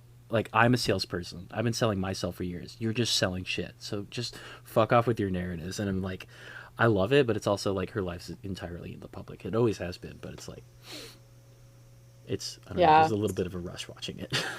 it's wild. hmm Yeah, and following her on Instagram or like hmm keeping up with her stories and posts. She's out here. She's out here She posting. was the architecture for that character that she is, right, in like the hmm public eye, and everyone else just came after her. Yeah, The big female pop star, the pretty blonde. Yeah. So Yeah, she's got she set the course of history. she really absolutely. did. Well, Um, all yeah. right. Thank you so much for being on the show, Vaughn. You are always welcome. I'll be here next Damn, I week. did. No. We'll be next week.